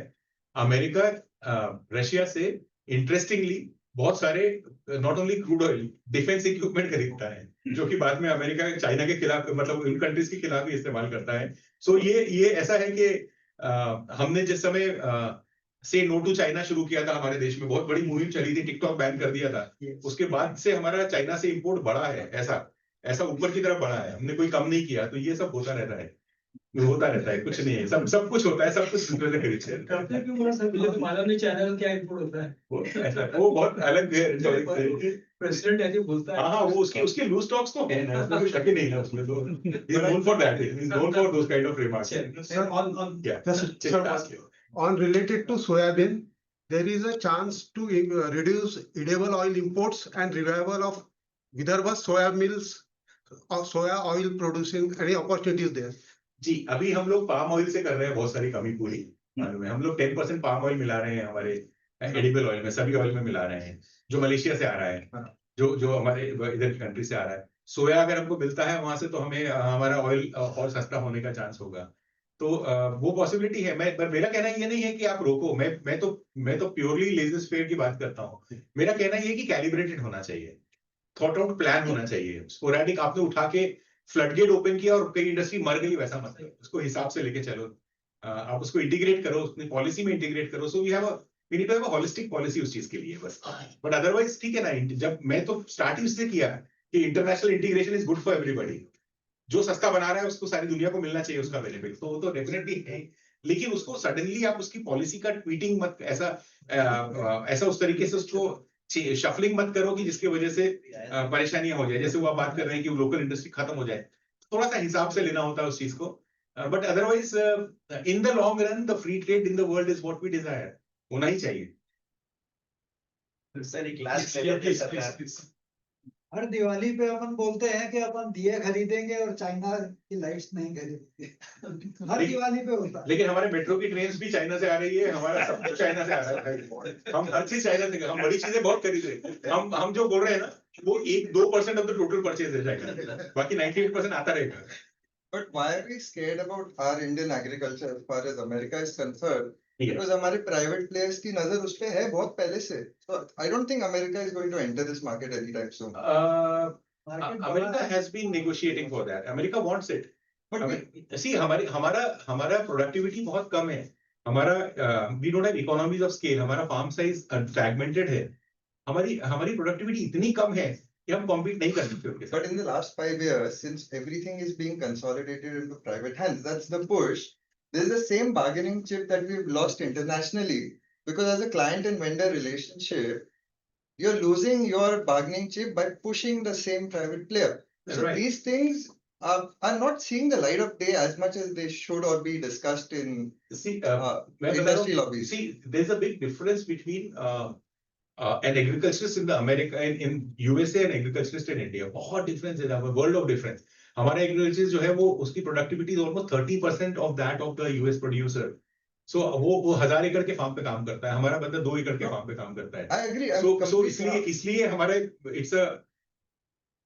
काइंड ऑफ सब जैसे एग्रीकल्चर के ऊपर में टैक्स नहीं लगाया जा सकता इंडिया में क्योंकि वो बहुत बड़ा डेट्रीमेंटल होगा गवर्नमेंट के पर्सपेक्टिव से, पॉलिटिकल पार्टी के पर्सपेक्टिव से। सेम वे एग्रीकल्चर को ओपन कर देना पॉलिटिकली रॉन्ग डिसीजन होगा। And come to that, as simple as that. You know, straightforward development. I'm It's a politically wrong. I'm also being very Yeah, modest with it's my- just a politically wrong decision.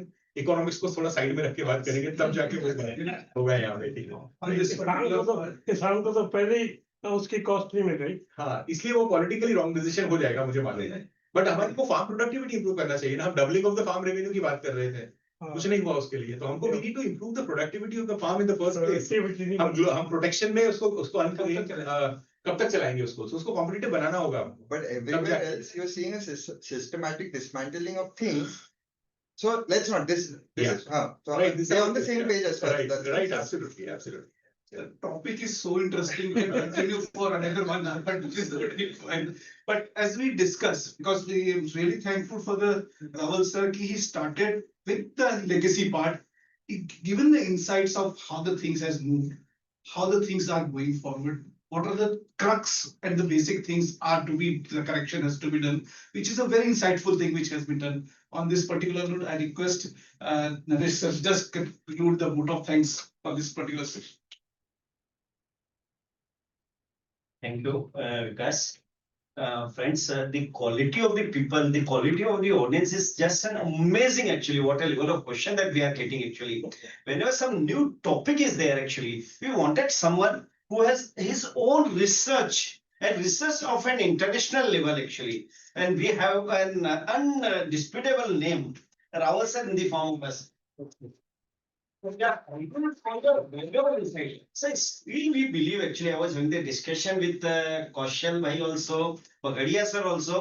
Sir, you are such a knowledgeable personality is there. We are not using that knowledge for the betterment of the country. Actually, in policy making, a lot many things can be done, lot many contribution can be made by the With Association, by Alok ji, by we all people also. We need to come up with our own solutions actually. Unless we found out that solution, unless until we implement something new, something out of the box, we will not be able to achieve anything, no matter what.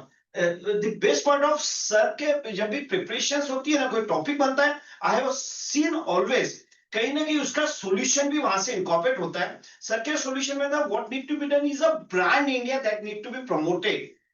2 brand है purse के, हम्स ladies purse, हम्स, Louis Vuitton करके brand है। आज भी आपको अगर वो पर्स लेना है तो 6 महीने से 1 साल का अपॉइंटमेंट लेना पड़ेगा। By reservation you can purchase that purse. Appointment करके जाना पड़ेगा, रिजर्वेशन करना पड़ेगा, उनकी पूरी बात सुननी पड़ेगी, उसके बाद ही वो पर्स मिलेगा। And so much costlier purse. लोग तो वेट कर रहे हैं वो पर्स लेने के लिए भी। Unless it's a brand India, we are able to build up that brand. We won't be able to survive. Second, sir के जो पूरे आउटपुट डिस्कशन में जो पार्ट था, कहीं ना कहीं नई चीजें लानी पड़ेंगी, स्टार्टअप लाना पड़ेगा या नई चीजें करनी पड़ेगी। I always believe every distraction is for the better reconstruction. जो हो रहा है अच्छा हो रहा है और जो होने वाला है वो बहुत अच्छा होने वाला है। We need the people like Rawal sir. कहीं ना कहीं सर इसका एक इनोवेटिव सॉल्यूशंस वर्कआउट करते हैं। गवर्नमेंट इज थिंकिंग कि इस मैटर को कैसे हैंडल किया जाए। Most probably in the first week of next month, some solution would be there. They would try to compensate it, but the fact remains 17% of the export is to the USA. ठीक है, अब उसको compensate कैसे करें? There are micro level पे कोई ना कोई तो इंडस्ट्री इफेक्ट होंगी, but in totality how it can be compensated, that is what something need to be looked out. Rahul sir, we look forward for your presence at VIA और उसमें कुछ ना कुछ इनोवेटिव सॉल्यूशन, कुछ ना कुछ उसके पॉइंट्स बना के we can give our representation. We want to use your knowledge for this purpose, sir. We look forward that and thankful to you, sir, for your valuable time to VIA. This was the first program of VIA Finance and Economy Forum. Now taken over as a chairman by Bagadia sir, by Vikas ji, and Vijay Phate ji is there, and lot many finance forum persons are also there. We look forward for the lot many activities from you people. Actually, lot many contribution can be done, and this is a good beginning. With Rawal sir pages, and most importantly, I am thankful to all of you for your valuable presence and discussion that we have taken forward, and we look forward for your pages, and we will try to incorporate in the submission that we are giving to the government, a representation, and let us do our efforts so that the government also gets some better input, whatever the input they are otherwise getting. We can also make a contribution for that. And I'm thankful to you for your valuable praises. Thank you all. Thank you. Next.